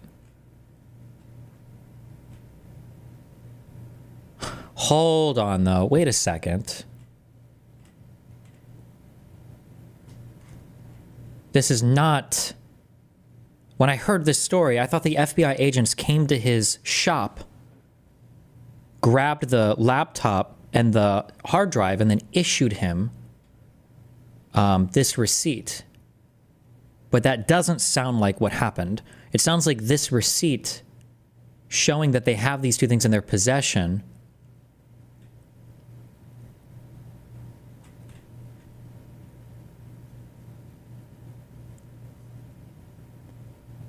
Hold on, wait a second. I have this. Hold on. This can't. It can't be this. Hold on. I'm sorry. I'm not following this closely or something. Is this? This is just a subpoena to testify before a grand jury. This is making it sound like, on first glance, that they either got this some other way or they didn't actually have this. The FBI didn't have this in their possession. Am I misunderstanding that? You were commanded to appear before U.S. District Court at this time and place. You need to go here, date and time. You must also bring with you the following documents, electronically stored information otherwise. Please see attachment A. So this is a subpoena telling him to testify before a grand jury, and they're telling him to bring these items. And this is in December? So this means that prior to December 9th, what, the FBI had never had these items before?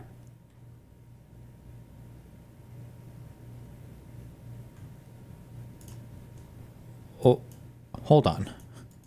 They didn't have their own. Going to the FBI using other people, that kind of feels like covert spy shit. So, you know, that's why I said spy, whatever. What office of the FBI came if it wasn't Wilmington? Like if it wasn't in this area? I believe it was Baltimore with the Wilmington. They have a Wilmington office. It's like the whole same thing. And so you never heard from... Fuck, I need to... Hold on, I'm sorry. I have to listen to this whole section again. Wait, so he's saying that another office came to him, but not the local office. Why? There's no world. I don't believe this. Like, imagine I call over to, like, Georgia or Northern Florida. I was like, can you guys send some agents up from Georgia? I don't trust the agents at my local... in my Miami FBI office. Can you send somebody else? I must be misunderstanding. Hold on. It's Did pretty you even important. see the emails? Because once again, it's just... Did you at any time post this information or reach out on internet message boards, 4chan, 8chan, anything over Tor or the dark web, or in any ways inform a group of people about the existence of this laptop? No.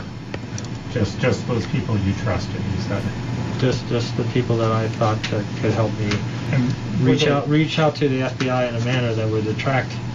I think similar stuff can sometimes happen in case of corrupt police departments.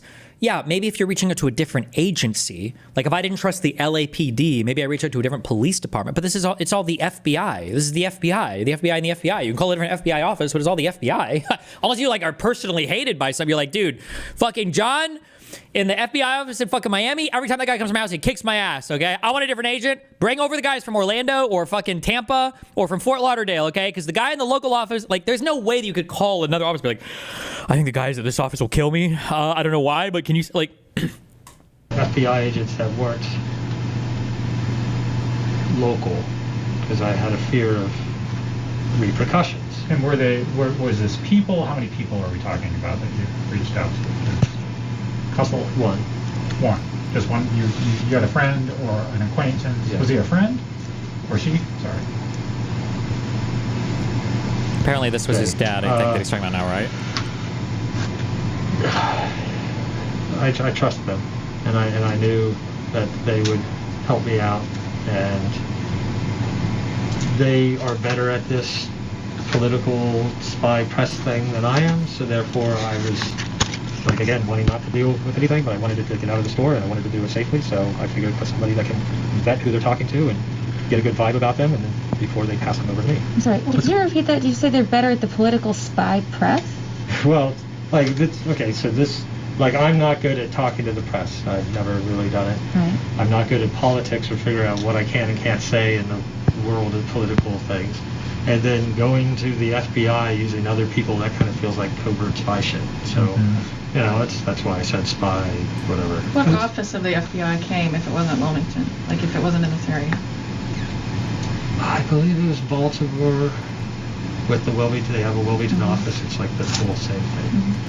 And so you never heard from the FBI after... Okay, so he's saying the Baltimore FBI division showed up, but not the local ones, or that they came together. I believe it was Baltimore with the Wilmington. They have a Wilmington office. It's like the whole same thing. He's saying they're like the same thing. Is the Baltimore? It's jurisdictionally. I don't know if it matters. Maybe the Baltimore one was closer than the Wilmington one. I don't know why in the same.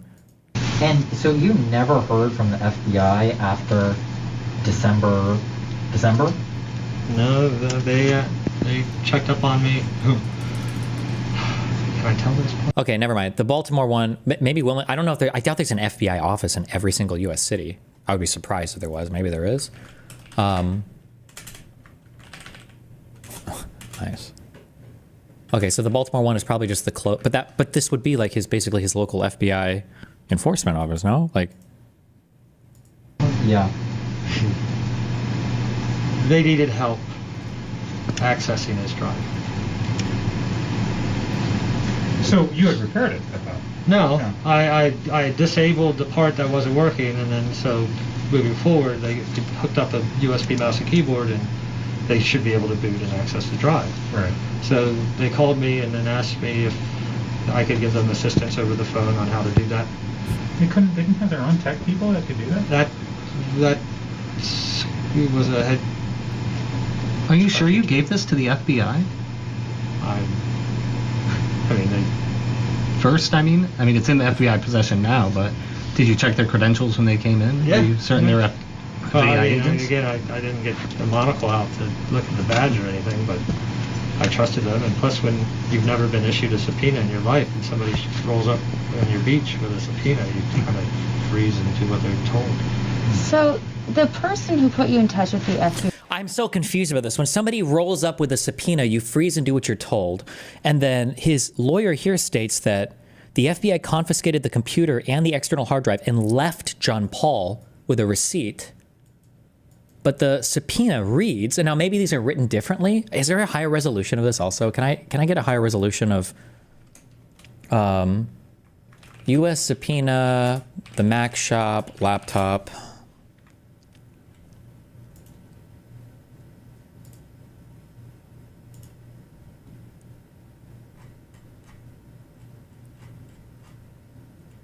This is really all we have. I mean, it's readable, I guess. It's not a huge deal, but holy fuck.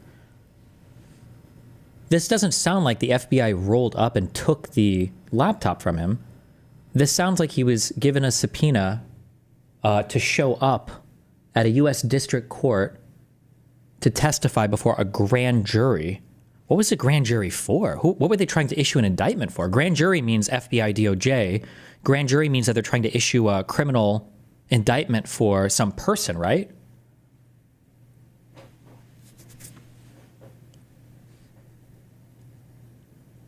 And it says that when you go to this grand jury, you need to bring with you. This subpoena was received for the Mac shop on December 9th.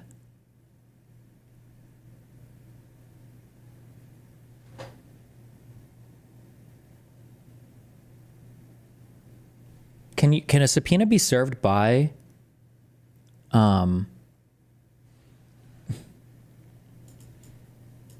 okay, the subpoena was served by the FBI. That's what this is, right? Yes. So this is the service, this is the person who did the service, and then something, this is somebody, Wilson, Special Agent FBI, and then this is the service The servicer's address is some Wilmington office for the FBI, I guess. And then it says you have to bring these things.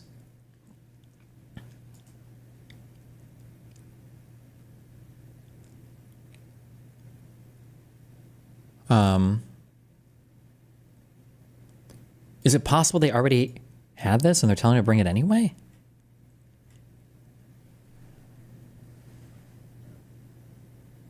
Oh, receipt for property. Oh my God. I can't read it. This is a Western Digital hard drive. This might be the serial number for the laptop. This is the invoice.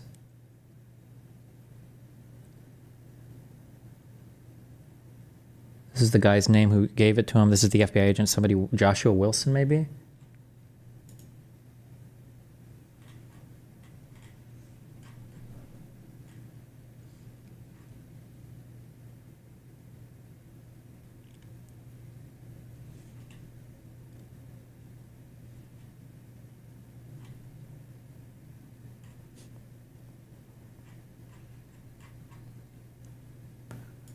Why are we... Yeah, this is a person that you trust, that you've known. Is this a person that you love? I mean, care about, sure. Romantically involved with at any point? No, I only date Tyrone. I'm not going to say that either. Get in trouble. What says? I thought you were friends with him. Kevin Malloy? Oh, no, Kevin, actually he sold the house for Mary that I bought, so it was like my real estate. And he used to sell his art out of the houses, which I always No, I like nice guy, but no affiliation or responsibility or any link to this whatsoever. Does this person live in Delaware? No. John Paul. So I'm just a little confused about how you saw all this information if you weren't actively looking for it, because does each image pop up on the screen when it's transferring over and each email, or Kid had a messy desktop. So these photos were on his desktop. There's about 1 million things on the desktop. So a lot of people, I mean, you could hear our kind of skepticism, I think. And a lot of people are going to read this, and this is why we're trying to get clarity, because people are going to read this and say, oh, this is ambiguous, we don't know this. They're going to think the worst. They're going to think this guy is intentionally, I mean, and the thing is, if you are doing this politically, that's fine. We live in a political world. But people who are Biden supporters are going to say, this guy surreptitiously went behind Hunter Biden's back to ensure that Donald Trump wins re-election. And they're going to think that because, and maybe it's true, but if it's not true, the ambiguous answers you give us aren't going to portray what your true motivation was. And I'm just warning, like, I understand that's what your stance is now. You don't want... Hold on. No, never mind. Okay.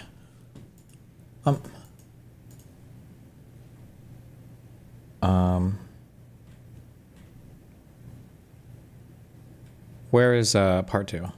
Forget. Okay.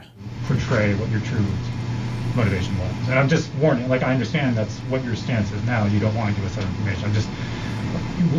I will try to write this as straight as possible. This happened, this happened, this all happened. All of us, yeah. All of us, yeah. I appreciate that. And with that, with no comment, people are going to read it ambiguous. This guy is a partisan. This guy is secretly working with Giuliani. I just want you to know. That's the point that they care about. Yes. Exactly. Giuliani. Yeah, just so you know that's how it's... And that's fine. The facts that's with fine. the ambiguity is going to be perceived that way. Did you share anything in addition to the hard drives, the information from the hard drives with anyone, such as any closed camera, closed circuit video footage to prove that it was Hunter Biden who walked in or anything of that nature? No, the cameras are only really meant to be a deterrent for theft, and then if something does get accidentally taken, I usually review it within 24 hours to see what happened and then address it as it comes. So the drive that's in there is only like a terabyte, so it only holds like 2 months.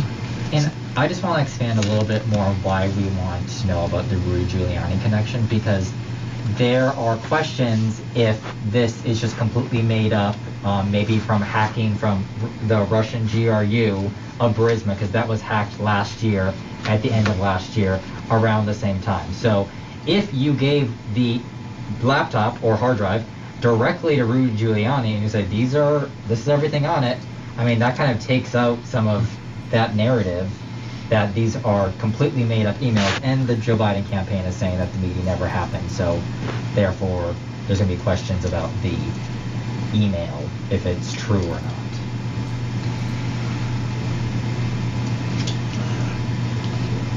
I don't know how to respond to that.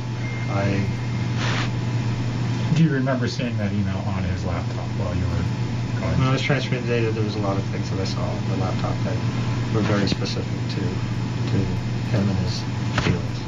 And Real quick, when he said that the FBI called because he needed help getting data off the laptop, that was after he turned it over in December? Raised concerns, and then that's why I approached the FBI. right, and specific to a meeting between Joe Biden and the head of Burisma. Hard drive directly to Rudy Giuliani and you said, this is everything on it. I mean, that kind of takes out some of... Do you remember seeing that email on his laptop while you were going? When I was transferring data, there was a lot of things that I saw on the laptop that were very specific to him and his feelings. And which raised concerns, and then that's why I approached the FBI. Right, and specific to a meeting between Joe Biden and the head of Burisma.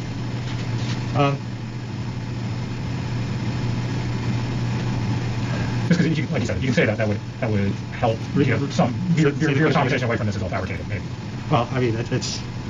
I wish it was fabricated. I wish he had paid his $85 bill and picked it up. Given this way. His fucking phone. I guess I'm just confused on the timeline. So when you initially looked at this laptop, you had already heard about the allegations of corruption and improper, use of Joe Biden's title. You already were aware of all those allegations when you saw these emails, and that's why it stood out, and that's why you reached out? Yeah, that's about accurate. Okay. Do you think that person, that friend of yours, who linked you with the FBI in any way double-crossed you for they worked in good faith in your interest? Are you still in touch with them? No comment. No comment. Well, are they okay? Yeah, I think they're okay. I haven't talked to anybody today. Okay. But recently? If you're afraid for your safety, why did you open up your store today instead of just keeping the door locked? So you I wouldn't made promises to my customers. Yeah. And trust me, I want to get out of here right now. So do we.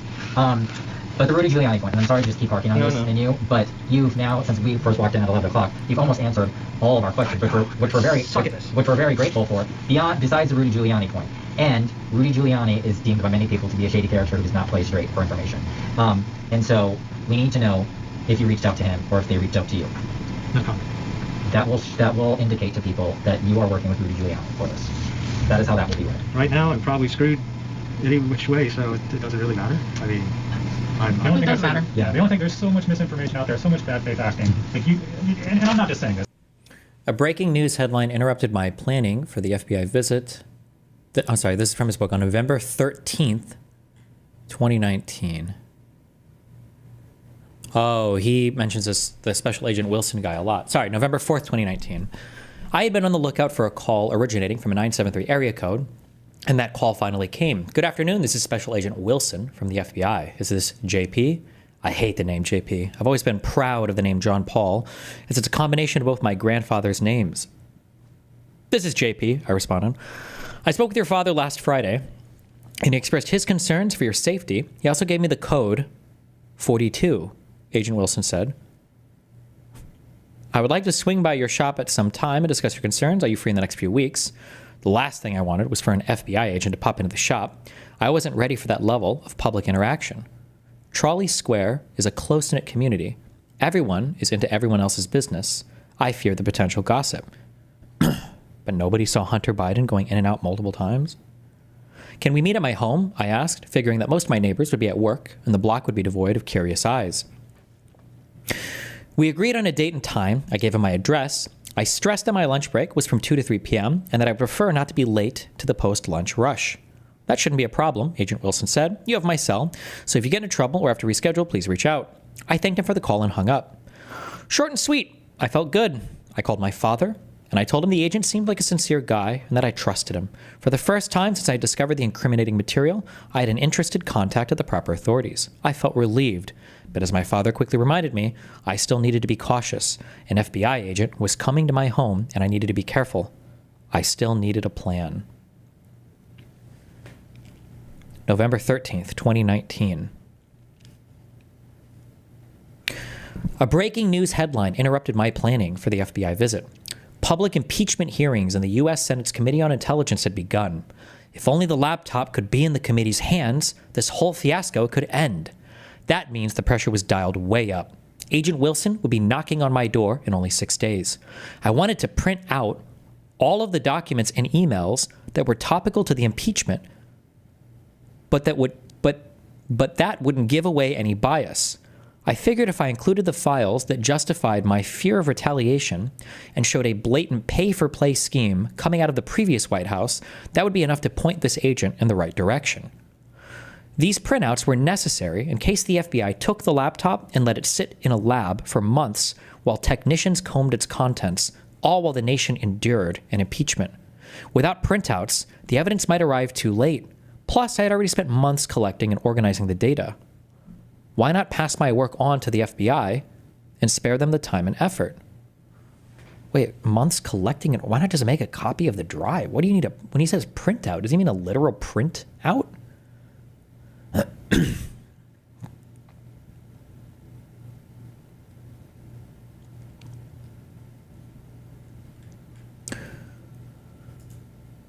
Fuck. I just clicked out.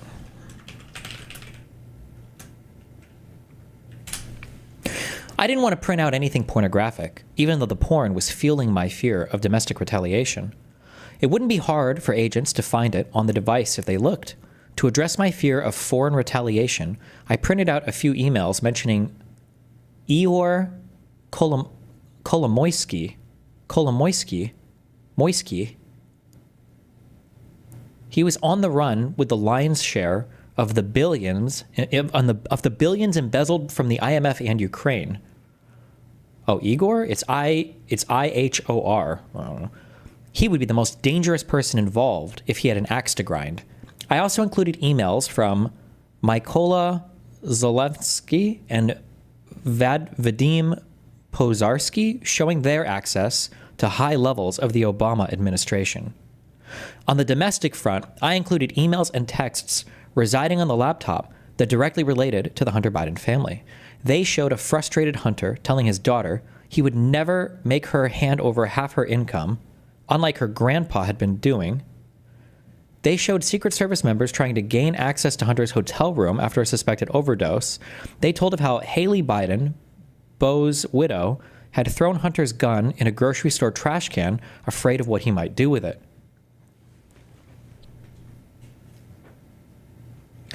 All highly embarrassing information that a presidential campaign would do anything to silence, and all that information that needed to be seen and heard for justice to prevail.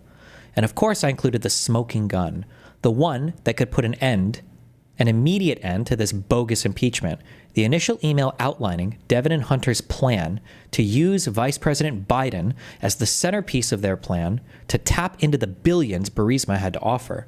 The shady business dealings I had witnessed on the laptop, in my opinion, justified President Trump's phone call with Zelensky.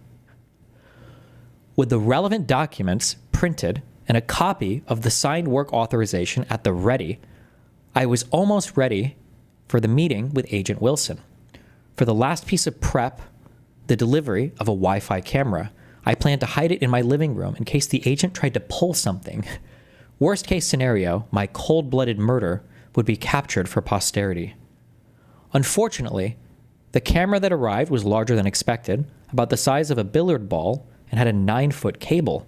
I snaked the cable behind the TV and placed the camera in the corner of the shelf above, out in the open. It was the best I could do, and I was out of time. This guy runs a computer repair store and didn't have access to November 19th, 2019. If this was a Democrat that had some crazy information on Trump, just be aware of how this would all be received, okay? Holy shit. November 19th, 2019, the day of Agent Wilson's visit.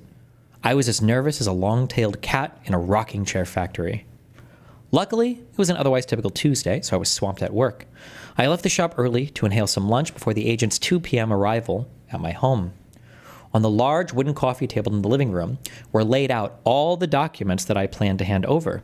Agent Wilson would sit on the large white couch, facing the not-so-hidden camera, and I would sit on the love seat facing him. A loud knock on the door sounded at about 2:30 p.m. Through the peephole, I saw a badge and a card that read FBI in large black letters. Could he be more obvious? I thought. I opened the door and cringed. Parked right in the front of my house was the epitome of an undercover police car. A tired, navy blue Ford Crown Victoria with dual silver hubcaps. It screamed feds. The only missing element were vests with FBI emblazoned on the black. And Agent Wilson was not alone. JP, I'm Special Agent Wilson, and this is Special Agent DeMio. Can we come in? Yes, please, I quickly responded, getting out of their way and clearing them from my porch. I shut the door behind them and then closed the second interior door. I saw Agent DeMio point to the camera on the shelf, and the two sat down on the love seat. Not a great start, I thought, sitting on the couch, facing the camera. The two agents shifted around on the small love seat, adjusting to their newfound proximity to each other. As Agent DeMeo struggled to position a clipboard with a yellow pad of paper on his leg, Agent Wilson began to ask questions. Did you see any child porn? He asked. I don't think so, I answered. I wasn't trying to look that close. There was a lot of porn, and it made me uncomfortable. What made you uncomfortable? Agent Wilson continued as Agent DeMeo wrote on his yellow pad. I explained that I feared for my safety, that retribution from actors, both foreign and domestic, seemed possible. I looked down at the paperwork intended for the agents. You really think the Bidens would try to kill you?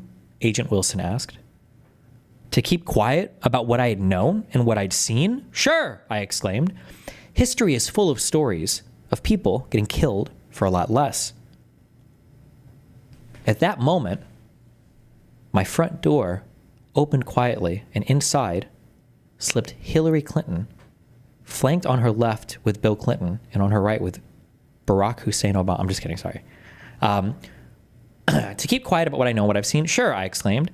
History is full of stories of people getting killed for a lot less. What is it that you think you saw? He inquired. Now was my chance to show them what I had. This is information about Igor Kolomoisky and Mykola Zlochevsky and their involvement in using Hunter and Devin to protect the billions they embezzled from the IMF. I am afraid they would silence me for what I know, I explained, sliding the paperwork across the table towards the two agents. This collection of emails shows preferred access to the State Department, as well as the vice president's travel schedule, all sent to private Ukrainian citizens. I slid over another pile of paperwork. Sure, I think that these people would do anything to guarantee my silence. The agents glanced at the paperwork and then resumed their note-taking and questioning. And how do you know it was Hunter? Agent Wilson asked. Well, besides him providing his name and contact information, the same guy that came into my shop was the same guy that appeared in a lot of his porn.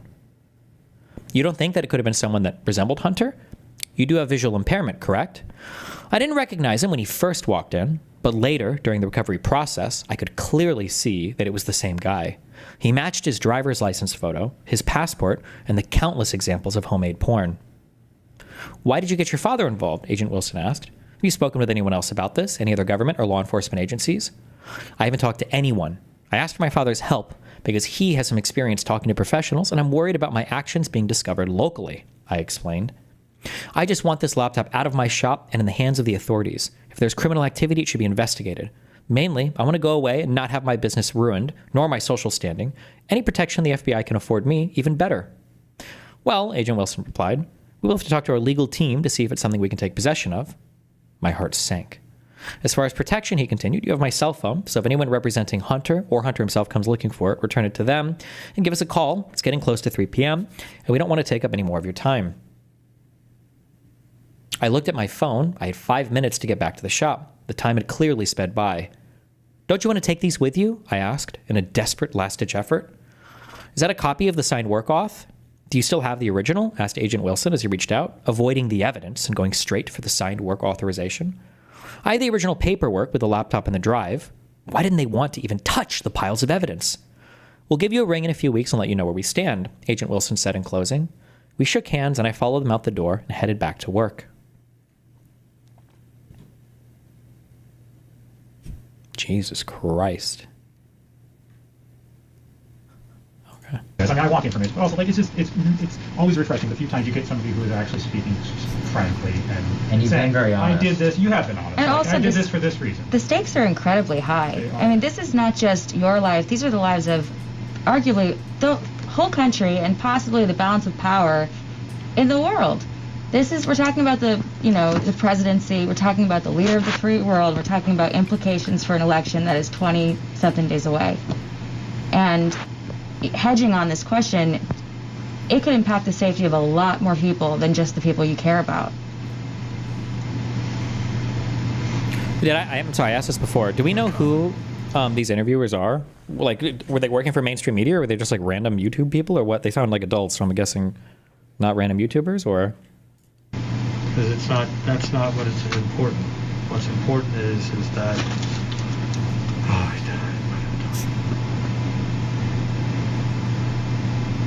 You guys do this to everyday people all the time? No, this is a big story.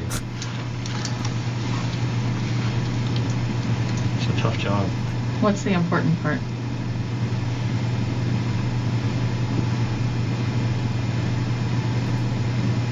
I don't know if I should talk anymore.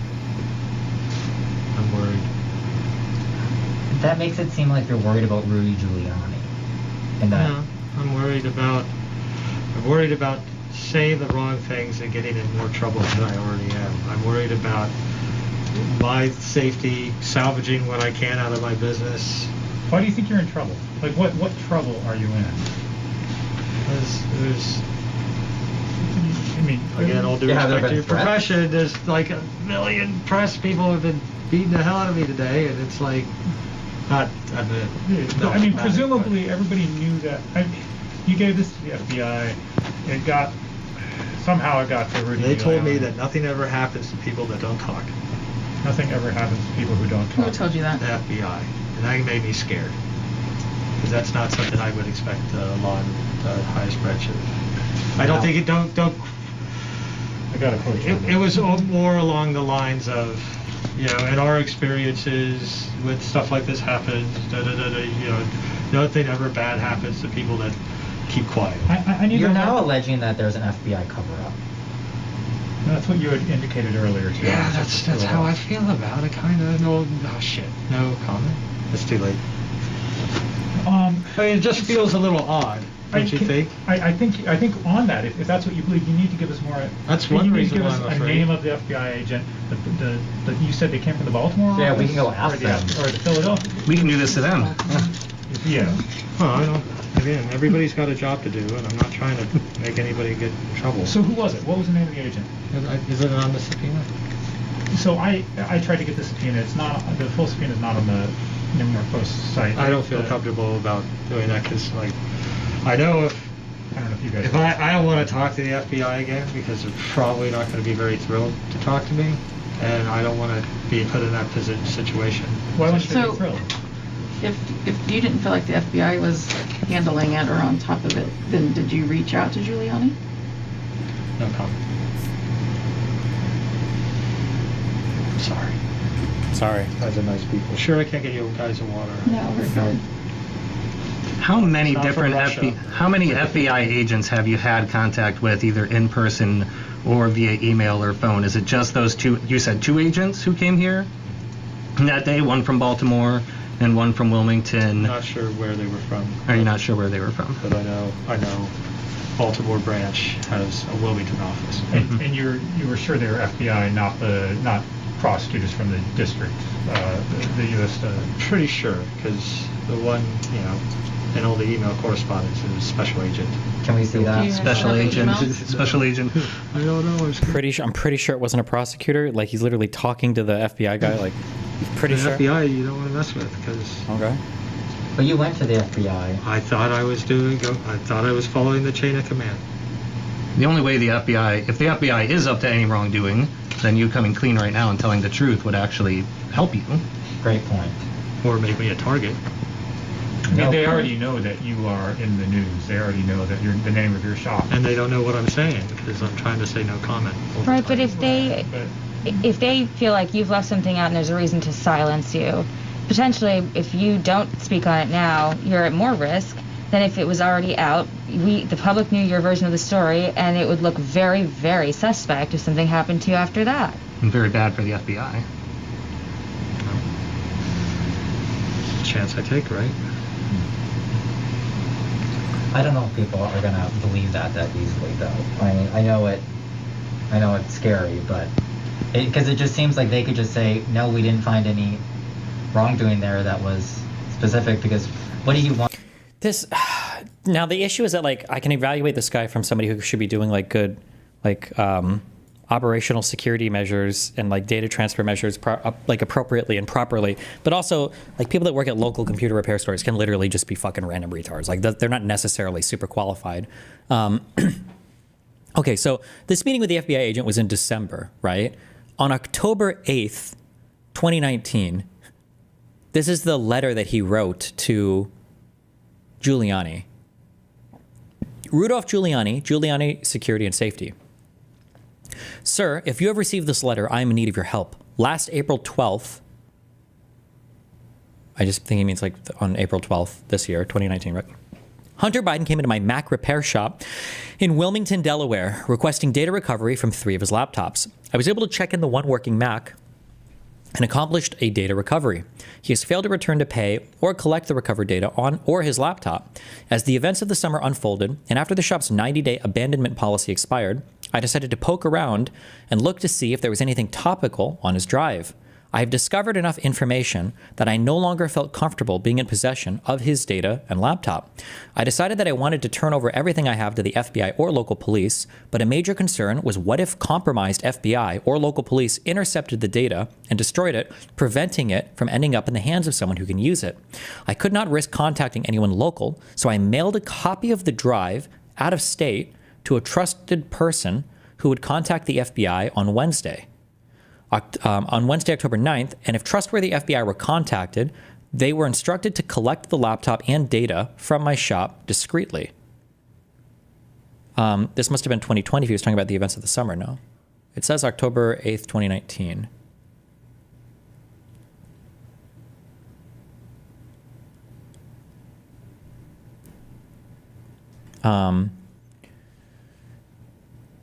October 9th, blah, blah, blah. Okay. If you are reading this letter, it means the compromised FBI has collected the laptop data and possibly me. I have included a flash drive with some emails and files recovered from his laptop that could be useful in your investigation. Why would you just send what? If I am in the compromised FBI's custody, it means that there are still members of the FBI who are working to protect a former vice president and silence those who provide proof to his corruption. I need your help, not just to get out of custody, but also to bring to light what had happened. I have included a full copy of the laptop on an external drive. You will need a Mac to access it. Thank you for your time and help. Okay, so Giuliani did have a full copy of the drive before the FBI got access to it, right? That seems to be the case. If this was sent on in October. Wait. Or maybe, wait, hold on. Maybe he didn't send this letter yet. Confident that I had covered all the bases, I printed out the letter and folded it to fit inside a 5x7-inch padded manila folder with the 2 other items. Then I waited for 7 p.m. to roll around so I could close the store and make the mile hike to Kristen's. I took the long way to Kristen's through a residential area. It was already dark. I'd learned to pay better attention to my surroundings, look quickly over my shoulder, and stay under street lights.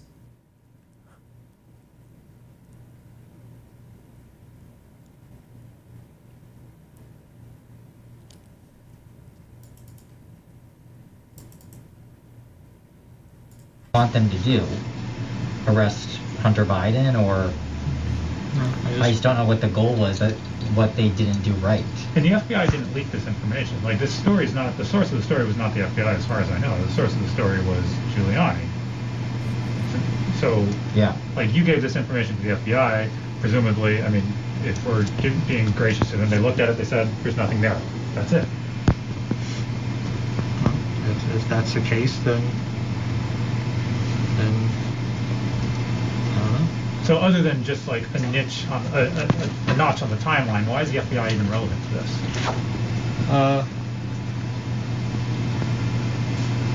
If this was, ultimately sparked this story because of Giuliani and you giving him the information in September.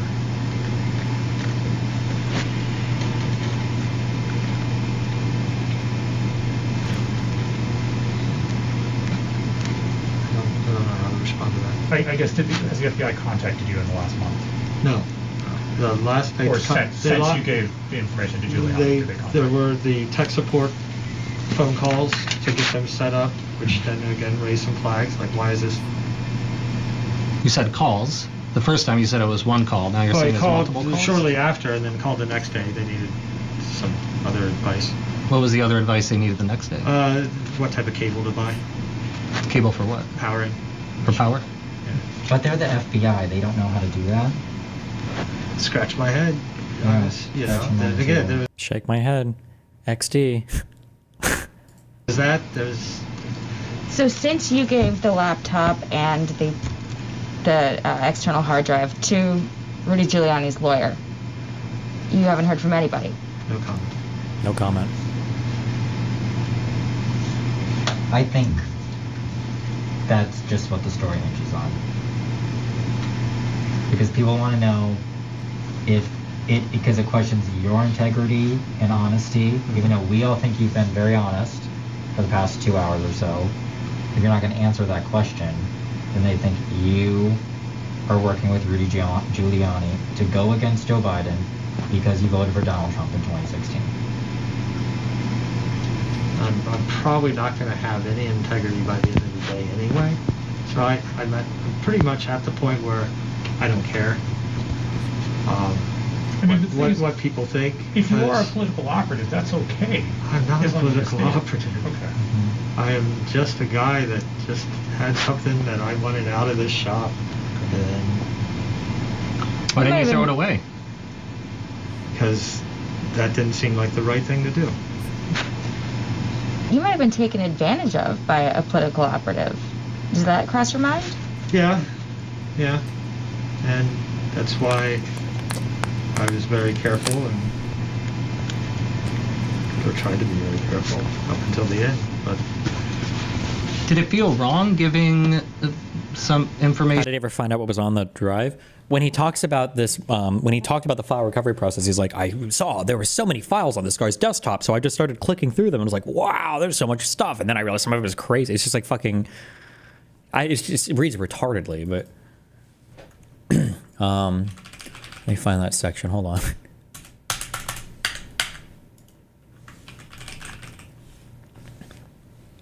The recovered folder was a little over 100 gigabytes, a third of the total amount needed to be recovered.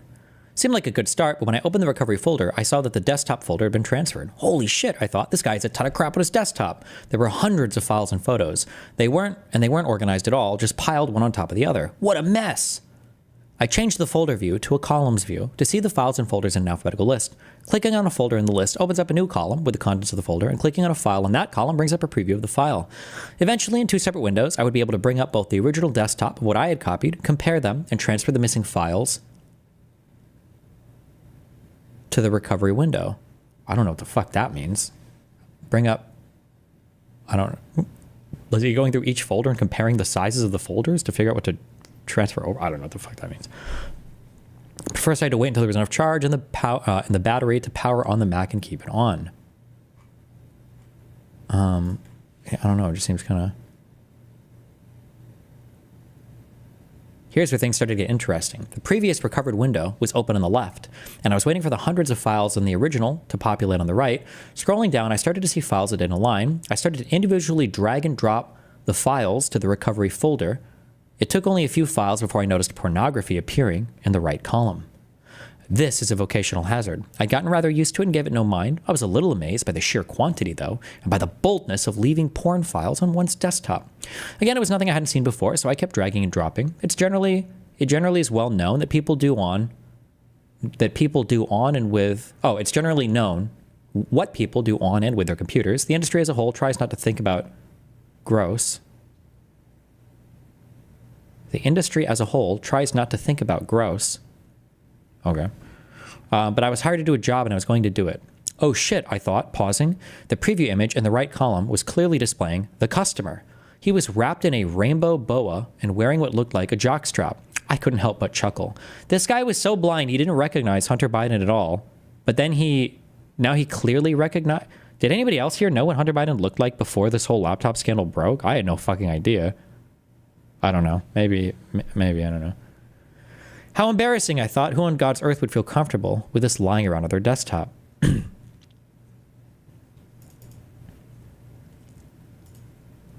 But I shook it off and continued down the list of files. It didn't take long before another one appeared, then another. Hunter, with his salt and pepper stubble, stared into the camera, attempting to look cool while taking a naked selfie. Gross. How many of these does he have, I wondered. It wasn't just him alone either. Although it looked like he was having a love affair with himself, there were also photos with women.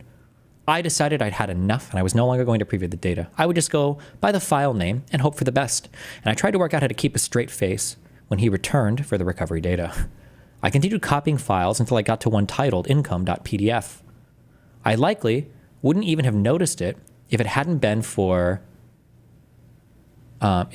tagged with a purple dot. On a Mac, you can apply tags or color codes to files as an organizational aid. It seemed odd that someone who clearly had zero organizational skills would bother tagging this one file purple. It was begging to be clicked open, so I did. It was an email from January 16, 2017, saved as a PDF. At the top were the years 2013, 2014, and 2015. Next to each year was the amount of taxable income earned. $833,000 in 2013, $847,000, amended to $1.247 million in 2014, $2.5 million in 2015. I was blown away. All that money and this asshole couldn't spring for a backup drive. I read on. Amounts that I could never even have imagined earning were broken down by the year.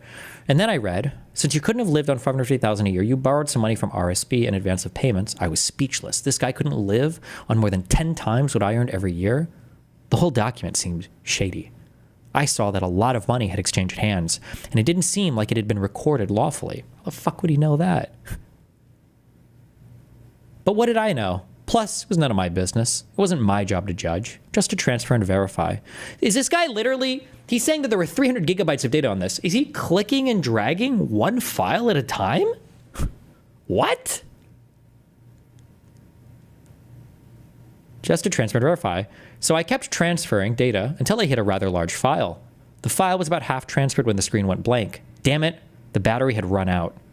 I decided to call it a night and go home to rest my eyes. About 100 gigabytes of data were left to go, and I felt confident that I could knock it out the next day.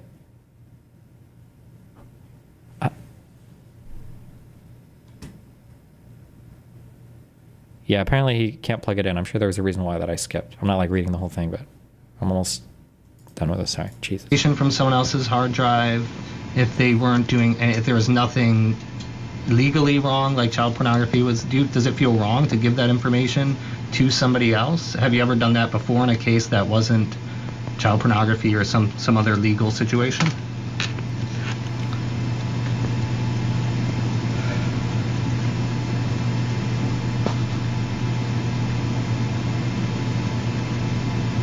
I so want to respond to that, but I don't think I should. Why didn't you save the security footage? Because... Wait, he had security footage? How often is it backed up? Fuck, I think I heard this in the first one, but I don't remember.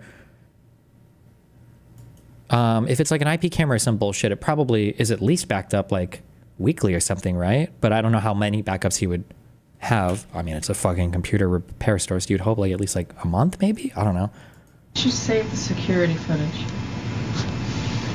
Because it's just the customer. He said he kept 2 months worth. Because what? But it wasn't just, what he brought in, and you saw the data and the contents of it, it triggered you to realize that this was a big deal. I wasn't triggered until later. You knew immediately that there was crazy stuff. Why wouldn't he back up the camera? He could have just fucked up. God, this story is so fucking weird. Till past the 2 months mark of the servers? Yeah, I mean, it was middle of the summer. So was when I started to get concerned, and because you see stuff in the papers and the news and online, and you're like, I recognize that name. I recognize that name. And you're like, holy shit, I got this guy's laptop, and you just start scrolling through to see if anything's on there? Or? No comment. And was that this summer or last summer? Last summer. 2019. Are there any other copies? Not that I know of. So you only created that one copy of the hard drive? There was a copy that I created at one point in time as a safety precaution, for fear that if something bad happened to me, then I gave the drive to somebody that would you hopefully leverage it to get me out of whatever trouble or hole I've been placed in. Is that the same person who you contacted? So in reading this book, he's talking about Giuliani was who he sent that to, or I guess had a manila envelope ready to send it to him. I don't know if he actually mailed it out or not, though. Before, who you were saying is a close friend of yours? That's the same person. So that person also has a copy. Not anymore. Has any other of the Biden family ever dropped off equipment here? Not that I know of. Is there any other equipment that you have that has aroused your suspicion about with regards to kind of somewhat political aspect? So you obviously have a favorable opinion of Rudy. January 2020, the impeachment trial began. For 5 days, I, along with the nation, watched the president get accused of and attacked for crimes he hadn't committed. On January 22nd, the prosecutors made their opening arguments. The shit show lasted 3 days until it was the defense's turn. For the next 3 days, I kept my fingers crossed, waiting for a lawyer to hold up a silver 13-inch MacBook Pro and demand a mistrial, the way a condemned man might get a reprieve while sitting in the electric chair. I waited and waited, but nothing happened. The defense rested on January 28th, and there had been no mention of the laptop or its incriminating evidence. This wasn't fair. Hunter's name and some of his questionable activities have been brought up in the 3 days of questions, answers, and debates, but nothing of what I'd seen on the laptop had even been touched upon. I was convinced that the device was once again locked away in a dusty Wilmington storage closet, or worse, sitting at the bottom of the Delaware River. Giuliani. Why do you say that? Because a lot of people don't, and if they were accused of working with Rudy Giuliani, they would say, no, I hate that guy. I don't like. Once again, I thought of Plan B, going straight to Congress. I knew I couldn't do it myself, and I was still hoping to keep my business and avoid retaliation from the FBI. Even though it had been a month since I'd spoken with the FBI, I was pretty sure they were still listening in on me. And if they were, I needed to find a way to communicate with my father so he could reach out to members of Congress for me. I had set up a VPN for my parents long before, so I could remotely control their devices and troubleshoot any issues they had.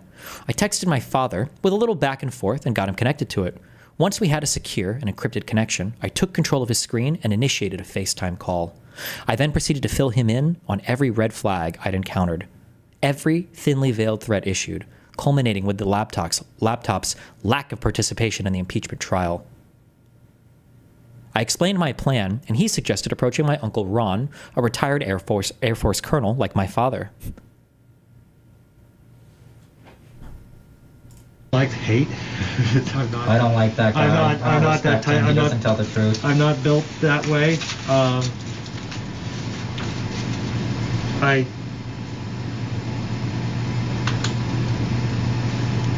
When you're afraid and you don't know anything about the depth of the waters that you're in, you kind of you want to find a lifeguard. Oh shit. Who's Rudy Giuliani was No. your lifeguard? Oh man. No comment. No. John Paul, I think you just need to confirm to us that you reached out to Brian Costello. Oh, no. Oh, no. Wait a second. Wasn't this... I'm so sorry. Random meme break. Holstered M18 SIG P320 kills members of U.S. Global Strike Command. This was kind of like the meme with these SIGs, right? That they fired without... Oh, no.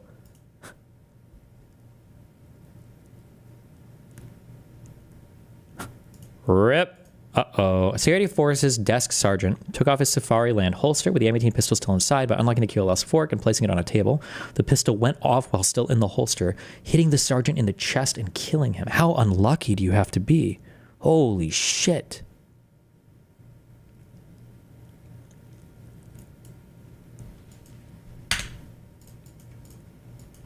Drop test and 40 caliber. There's a lot of meme videos about this. drop test and a 40 caliber. It's got a prime case and then a dummy round on top with a full magazine underneath. So we're gonna drop it from about arm's length. Go ahead. Son of a bitch. So immediate. I guess it's really not drop safe, huh? That's not just a bunch of One round. That was the very first time we'd ever done it, and it went bang. Not good. Freeze, drop the gun! Okay, I'm dropping it. Ah! Are these sights like so sturdy and reliable that you can just throw them on the ground? Maybe it doesn't matter for these. My God,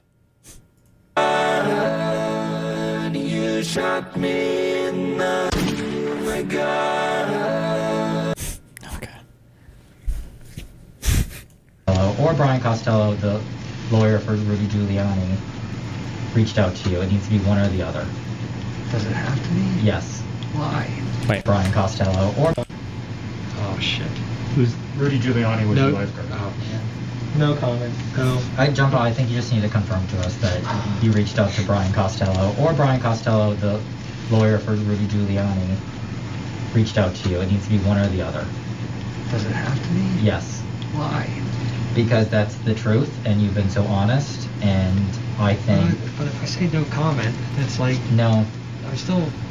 I'm making. No, that's an answer. I mean, you just said you sought out a lifeguard. Yeah. Well, I mean, that you I sought reached out a lifeguard with my friend that knows more about this stuff than I do, and I sought out help from a plethora of people, and you'd be surprised how nobody wants to talk to you. And so when you were at the end of the line, you said, all right, I'm going to talk. Is there no official testimony from this guy or just the interview? Well, so what I'm curious about is I want to know. So my understanding is, I don't know why you do this all the time, but when you issue an arrest warrant for somebody, the standard of evidence that has to be met is probable cause. Okay, so officer pulls you over, they have reasonable suspicion to conduct an investigation. Off of that means there's like an articulatable thing that gives them reason to temporarily detain you and perform an investigation. And then if they find something that hits the probable cause standard, they can arrest you. Now, I don't know why, but sometimes instead of probable cause coming from an officer detainment, what you'll have something called an indictment. An indictment is also only up to the standard of probable cause. That's why people say you can indict a ham sandwich, which is technically true, although usually you won't pursue an investigation if you think that's all you have evidence for. But when you're seeking an indictment, I think generally or always, you go before something called a grand jury. A grand jury is when you bring a bunch of citizens in to a secret hearing where a prosecutor can present evidence to the grand jury, and the grand jury looks at it. And I don't think you need either. I think it's just a simple majority, right? It's either a simple majority or unanimous. Wait, how much of grand jury for an indictment needs to vote yes? No, okay, it's not. I think it's only half. Or a little over half. 12 of 23 must vote in favor of the indictment. A simple majority. So a grand jury is where you present evidence and you're trying to get the grand jury to agree, 50% of them to agree that you've hit the standard of probable cause to issue a warrant for somebody's arrest. So whenever we're asking for like a charging document, or I'm asking like, oh, where's the indictment, right? An indictment is something that comes from a federal grand jury who said, yeah, we agree, there's probable cause has been met here. So what I'm curious about, and maybe there are other types of grand juries that I'm just not aware of, is this here, the laptop that was requested from this guy and the backup drive, he was issued a subpoena to testify before a grand jury. Do we know anything about this grand jury? Like, who were they seeking an indictment of, or what investigation was this attached to? Where are my lawyer people or news people? Does anybody have any idea? I'm very curious what this was, because if you're testifying before a grand jury, my assumption would be it's because somebody is seeking a federal indictment against somebody, and I'm curious what this was for. If anybody has any information, let me know. Okay, sorry. Rudy Giuliani's lawyer. I'm going to get it. No one else will help me. I'm going to get them to help me. No comment. Well, it sounds like you just said you saw that help from it. Wait, page 33 of this. Jesus Christ. Page 33 or...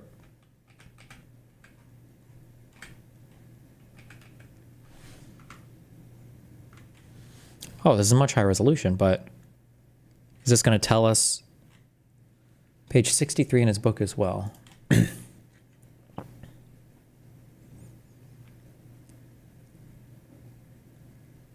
Hold on, I said testify grand jury. This is not what we had discussed. I thought you were coming in to clone the laptop. I never wanted to discuss it. No. You're coming to appear in the United States District Court. Calm down, read what's on the page. In lieu of personal appearance, see attachment A. At the top of the last page, and we'll let us know. You guys scare the shit out of me next time. So why the change of plans? Don't get me wrong.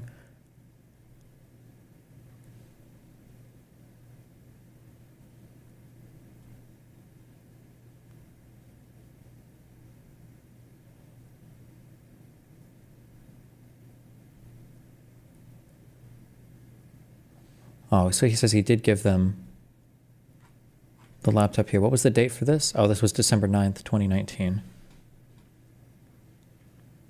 What? Wait, so what is,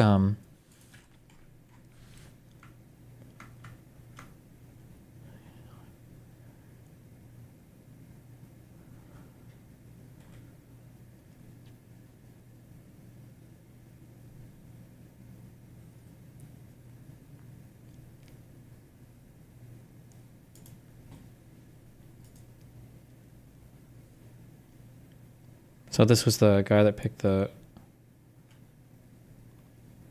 laptop up. What is, who's this case? Oh, John Paul Mac Isaac. Okay, the guy is plaintiff. Tried to sue all the media people.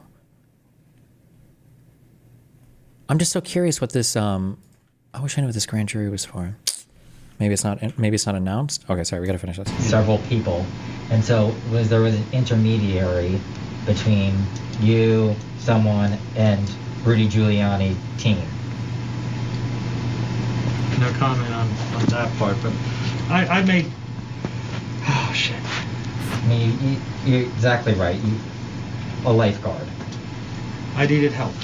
I thought the FBI was going to help me, and then I got the overwhelming sense that they weren't going to help me. And I needed to do something else. Help you to do what? Keep me safe. So, after you had given this information to the Be honest FBI, about what they were doing. You're talking about the Bidens being honest about what they No, were? the FBI. So the FBI got this information, presumably didn't do anything with it, or still is conducting on. According to Wikipedia, the grand jury just issued the subpoena. Oh, like maybe in order to get the subpoena, they get a grand jury, and then the grand jury signs off on it? Do you usually get a grand jury just for a subpoena? Maybe maybe. I don't know. An investigation. You still felt unsafe months after that. Oh, Kafka says no. I don't understand why you felt unsafe. One of the agents called me up like 3 weeks later, I want to say 3 weeks later, just to see if anybody has come in looking for it yet. Because if they do, give us a call, stall them for a day, and we'll be back in with it. And did they indicate that that would be the Bidens or the Giuliani? Biden. Anybody representing Hunter would come looking for it, let us know, and we'll get it back in your hands. Stall them for a day. Don't email us, only text. But in this, the way that you're thinking about it, you would say you're kind of alleging that the FBI is protecting Biden. No, I'm not alleging that protecting at all. Biden, but then you're also saying they're going to try to go after him because you need to stall him. You're like working in cahoots with them. What? I missed that last one. You're like working in cahoots with the FBI by saying stall them, answering the phones, things like that. Well, they're asking me to, if somebody comes looking for this, that I need to kind of tell them about, it's in our recycling facility, and let me go take a look, and I'll dig it out, and I'll give you a call tomorrow. And then I was instructed to text one of the agents and then say, bring it back. Text on any sort of messenger in particular? Just regular text. And so then why did you go, or you, or the intermediary that you have between you and Rudy Giuliani's team? August 26, 2020. I spent a few days trying to track down a way to contact Rudy Giuliani directly, and to no avail. The contact request page on the website of Giuliani Security and Safety, his company, would have to do. I took my time composing the message, wanting to give enough information to show the big picture and with enough details to make it impossible to ignore, and it had to fit in the website contact field. Here's what I wrote. For almost a year, I've been trying to get the contents of Hunter Biden's laptop to the proper authorities. I first reached out to the FBI, and they came and collected it, but I have reason to believe that they have destroyed it or buried it in a filing cabinet. After months of waiting for something to come of this, I can only assume that members of the FBI, who are against the president, have it and will never be seen again. Luckily, for my protection, I made several copies, and I've been trying to quietly bring it to people's attention. I am reaching out to you for assistance and making sure the people that need to know about this do. I have email proof that the quid pro quo started on May 12, 2014, with a request from Vadim Pozharsky to have Hunter and Devin use their influence at the White House to pressure the Ukraine government to stop investigating Burisma. This was 1 month after Hunter was appointed to the board. I have emails from Blue Star discussing White House conference calls and meetings about Ukrainian policy and discussing Vice President Biden's trip to Ukraine being sent to Vadim Pozharsky directly. I have proof that the Office of the Vice President was selling influence and support to foreign nationals in exchange for money. The selling started with the U.S.'s support of Ukraine, which helped them land the IMF load in early 2014. Reward for that support was provided in the form of board posts for Hunter and Devin, an initial large sum for each of them in the range of $1.3 million, and a monthly check of $33K each. This allowed for direct access to the White House and included favors, from visas to putting pressure on a foreign government by a private citizen. I feel the closer we get to the election, the more this will be ignored. Please help me get this information to people who can use it and bring justice to people who deserve it. I hit submit and stared at the "Your message has been sent" alert that popped up. There was no going back now. The message was out there, and my name was on it. If you're scared for your safety, why would you go to Rudy Giuliani, who's a... Okay, hold on. Okay, sorry, just on this. Okay, if this was a Russian plant, this guy was not involved. I think this guy is just a crazy fucking Trump fanatic. I feel like this guy was just, this guy is insane. So I feel like if this was a plant, then it would have been whoever dropped the laptop off, which I guess is still possible. But this guy is wild as fuck.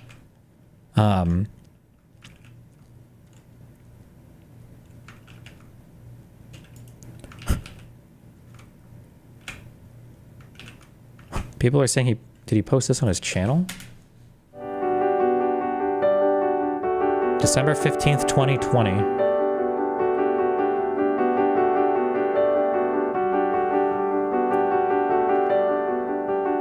My name is John Paul Mac Isaac. Initially, I was reluctant to tell the media about my family's involvement with reaching out to the FBI. My efforts to protect my family from the press ultimately were used by the press to discredit me and discredit my account of my interactions with the FBI. This is my opportunity to clear things up. See, that's what we were talking about earlier. You did something. You made some action that tipped the FBI off. And I don't think we've gotten clarity on that. Or maybe you didn't. Maybe Hunter Biden told the FBI, which I doubt. I'm also confused because you told me that you did reach out to the FBI and that they didn't really do much with it. So was it that they came to you or that you went to them? By the end of the summer, and feeling pressured by the events in the news, I turned to one of the smartest and most trusted... What is this fucking video, bro?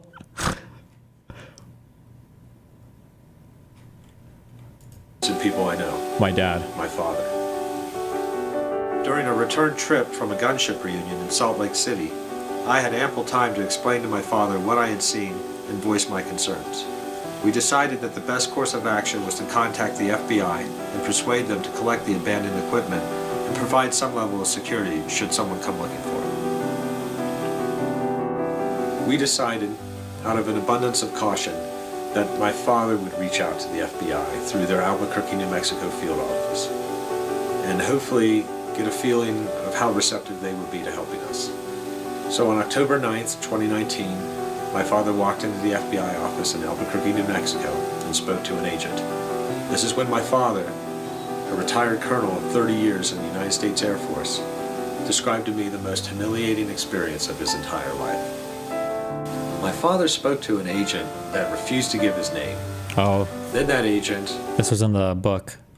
Apparently his father walked into the FBI office and he, they gave him like a form to fill out, and he wrote on the form, he was like, confidential, need to see an agent, and didn't like put anything else, and they gave it back to them and sat down. And he was like, After hearing my father's concerns, promptly made a copy of the paperwork, told my father to lawyer up and get out of his office.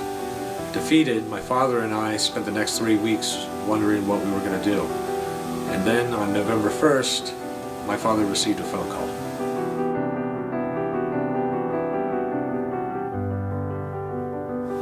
On November 1st, 2019, Agent Joshua from the FBI reached out to my father, requesting to contact me.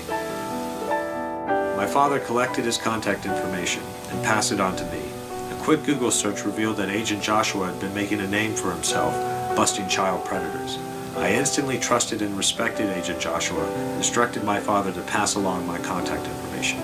Soon, Agent Joshua called and requested a time to meet and talk about my concerns. I agreed, and on November 21st, 2019, Agent Joshua arrived at my home with an additional agent, Agent Mike. When seated in my living room, Agent Joshua asked if I had seen any child pornography on the client's laptop. I responded that I had seen a lot of questionable material, but I wasn't paying that close of attention to see if there were... Wait a second. Before the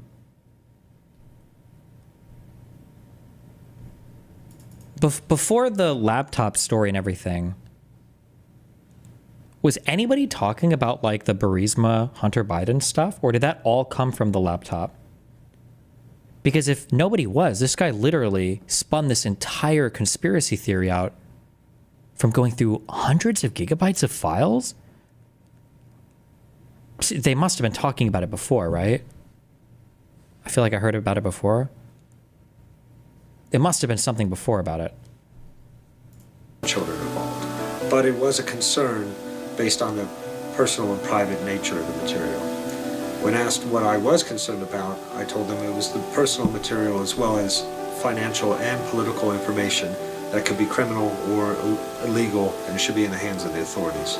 I was also concerned about individuals, both foreign and domestic, that might seek to do me harm based on what I knew and what I was in possession of. Wasn't that what the Trump-Zelensky phone call was about? Oh, yeah, true, because he said he wanted him to announce an investigation into Zelensky. That's right, yeah. You're right. And I just wanted it out of my shop. They told me that they'd have to contact their legal team to see if this was something that they could take possession of, but they could not make any promises. Agent Mike texted me and requested a timeline of the events leading up to me reaching out to the FBI. I responded and awaited further instructions. About a week later, agents advised me that they wanted to come into the shop to make a forensic copy of the laptop, but unfortunately they would be unable to take possession or custody of the laptop at that time. A little disappointed and a little reluctant, I agreed to meet them at the shop December 9th, 2019.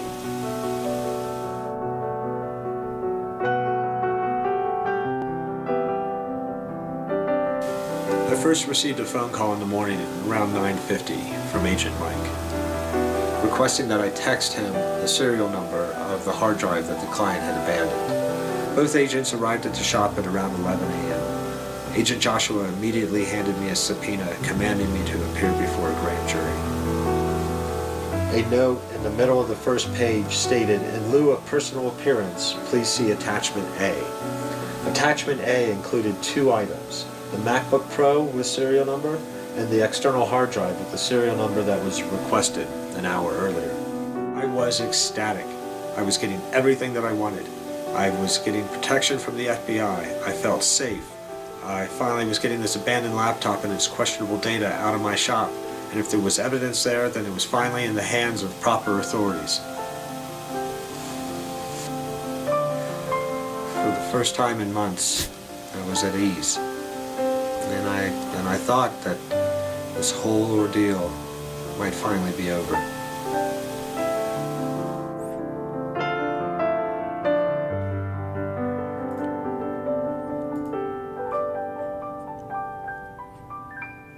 This...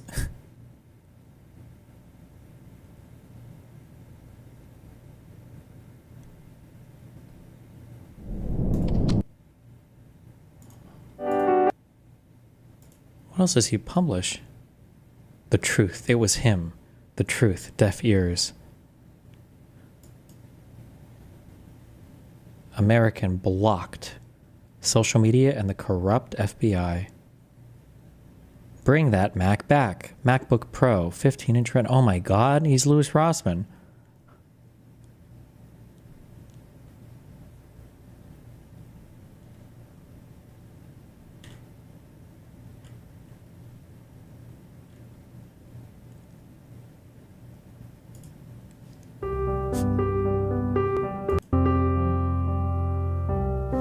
ocular cutaneous albino.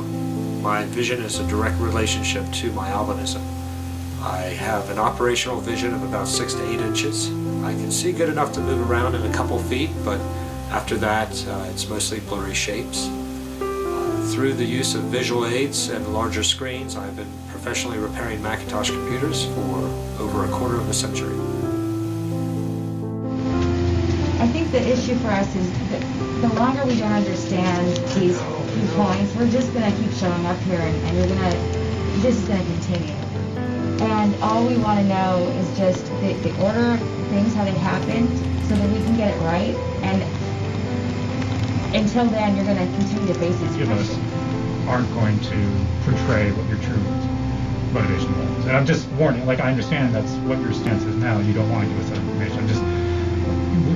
I will try to write this as straight as possible. This happened, this happened, this happened. All of us, yeah. All of us, yeah. I appreciate it.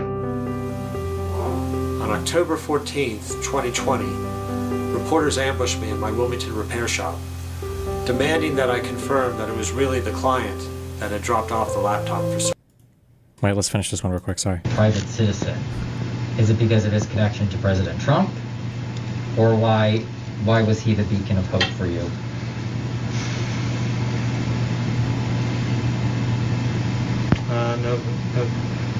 No comment. You obviously went for some reason. And I don't understand why you can allege wrongdoing of the FBI and not of Rudy Giuliani. You're like really standing by him.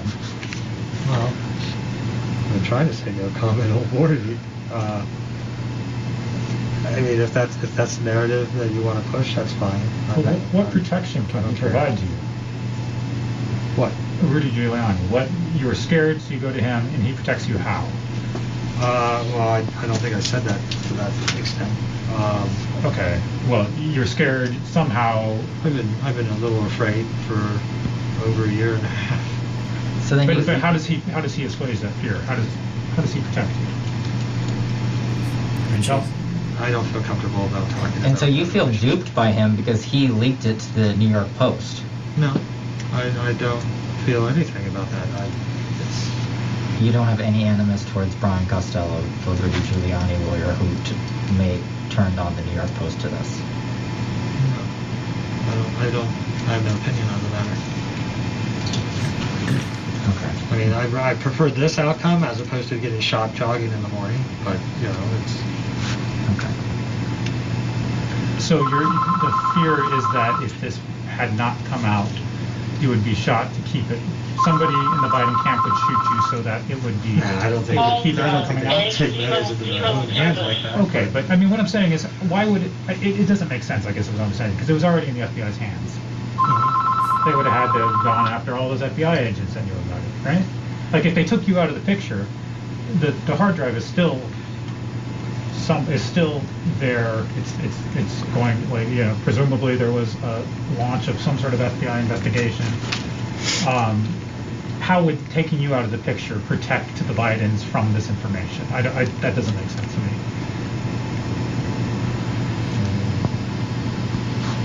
They perceive me as a threat. But the FBI had the information, so you can go out. I knew what was on there. So did they. And then they probably knew I had a copy because I was pretty vocal about not wanting to get murdered, so I'm going to have a copy. So the FBI, you were vocal about that? I'm pretty sure they figured it out. How would they have figured it out? Because they're the FBI and they're investigators. But they can't. But they can't figure out a computer cord. Yeah. That raises my concern about, did that computer go to where it was supposed to go? So what happens, John Paul, when we go to the FBI? We've already gone to the FBI, and they say no. They say no comment. But what happens when we go with all these specifics? There's 2 agents from Baltimore or Wilmington, and they say we have no record of that. We will, and then it's FBI versus you. That's fine. Okay. And you keep bringing up this killing of Seth Rich, the conspiracy theory. That has been thoroughly debunked. What thing? The DNC murder in the drive in the morning. I was just giving the example of how, you know, well, those Epstein didn't really hang himself. This guy gets shot. No, you know, Do you think those things are true? I think the government kills people secretly? that not the government as an entire entity, but I think that there's a history in this country of people with political motives doing horrible things. And so name some examples. I don't want to be on the receiving end of that. Not Trump, though. You know, I could Google it, I guess, if you like. But So, you have no problem with Joe Biden's elected president? well, as long as he doesn't have a vendetta. Then you... I don't care. I'm like this.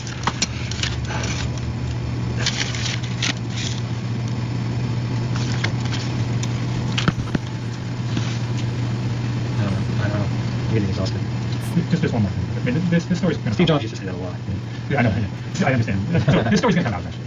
At some point, there's going to be the FBI internal sources. Giuliani's going to. It's going to be clear who did who what. It's going to be clear that Giuliani came to you, or you came to Giuliani, or the FBI did this or didn't do this. Eventually, I mean, usually with these sorts of things, the facts come out. They take a while. So, I guess this is my pitch to you to speed that process up. I don't feel comfortable about speeding anything up right now. I was just trying to do the right thing that I felt was right. I was honest, and I tried to go through proper channels, and I still think I did the right thing. I mean, you wanted this. Push back where I'm wrong. You wanted this information out there. You wanted people to know this. I didn't necessarily want the entire world to know this. I just wanted it out of my store. I wanted it to be. I wanted some level of safety and security because somebody else, supposedly a high enough branch of the food chain of government, to offer me some level of protection. But why wasn't that safety and security achieved after you gave it to the FBI? Why did you need to go to Giuliani? Or why did you need to give it to Giuliani after they came to you? Whoever came to you first?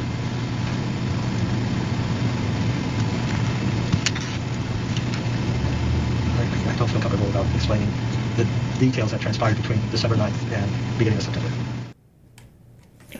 What? How true is this?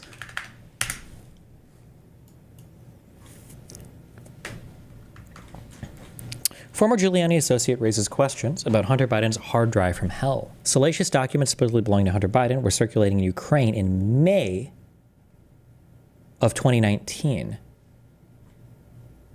President Donald Trump's lawyer, Rudy Giuliani, was offered salacious photos and other documents belonging to Joe Biden's son Hunter in the spring of 2019, earlier than previously known.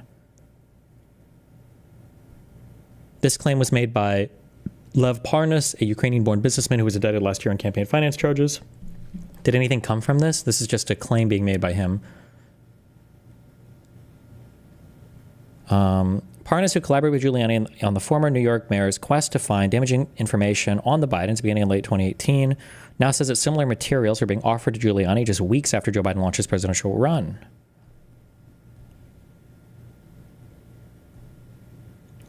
The timeline does not match up, Destiny. This guy, Joe Mack, claims to have the... No, yeah, I'm aware the timeline doesn't match up. But the claim that this article would be making is that these materials were put on that laptop and put elsewhere to try to get them into the media without it just being published by WikiLeaks. Politico was unable to verify Parnas' claims, though he provided text message documents he said show that he helped set up... Okay, so they weren't able to verify this. I'm curious because somebody else linked this site. I don't know anything about this site. This distributed denial of secrets website. I don't know how credible or if this is like a super lefty or liberal or whatever site. Because the timeline that they have here is January 4th, 2018, the earliest last modified date of the Biden emails, March 20th, 2018, the original Macintosh HD drive was created. February 2019, Hunter Biden leaves a laptop in the office of his Boston therapist, which is later raided in an unrelated matter, resulting in the seizure of the laptop. On February 11th of 2019, the largest number of .emix files modified are last modified within a single day. I don't even know what an EMIX or EMLX file is. On March 17th, 2019, cutoff point of the data allegedly from the laptops, the latest date supposed to be present in the files. And then on April 12th is when the files are allegedly dropped off for repair. Those are email timestamp files. Fuck. I don't. Somebody, can I just tell you guys? One of you guys should just go spend like a week doing this.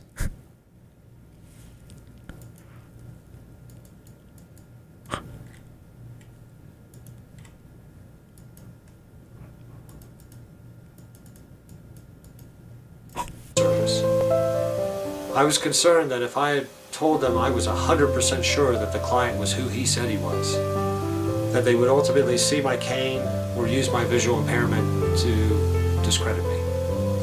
As it would stand, and ultimately these same reporters, without citing my visual impairment, would go on to actually question my ability to identify the client. Thank you for sharing about your medical condition, you not being able to see potentially whoever walked in here.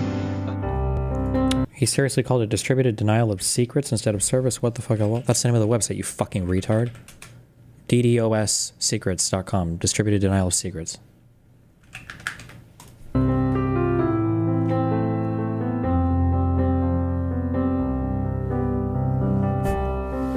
The client came into my shop April 12, 2019.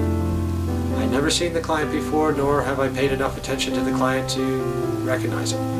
But when checking him in, he provided a first name, a last name, an email address, and a phone number. The client did seem surprised that I didn't recognize him during the email address and the phone number.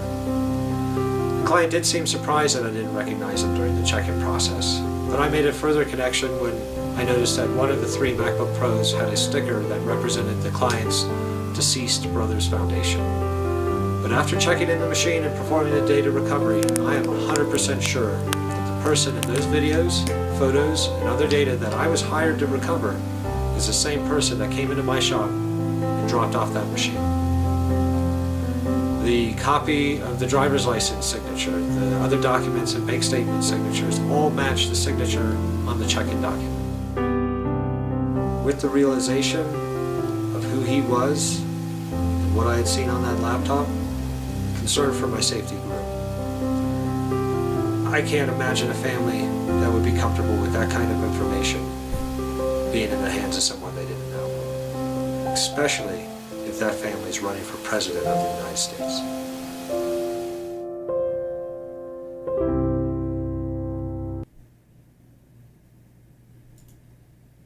Jesus fucking Christ.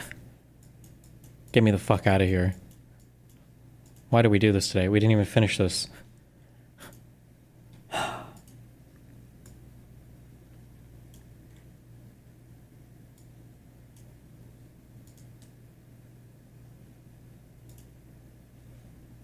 Jesus. Jesus.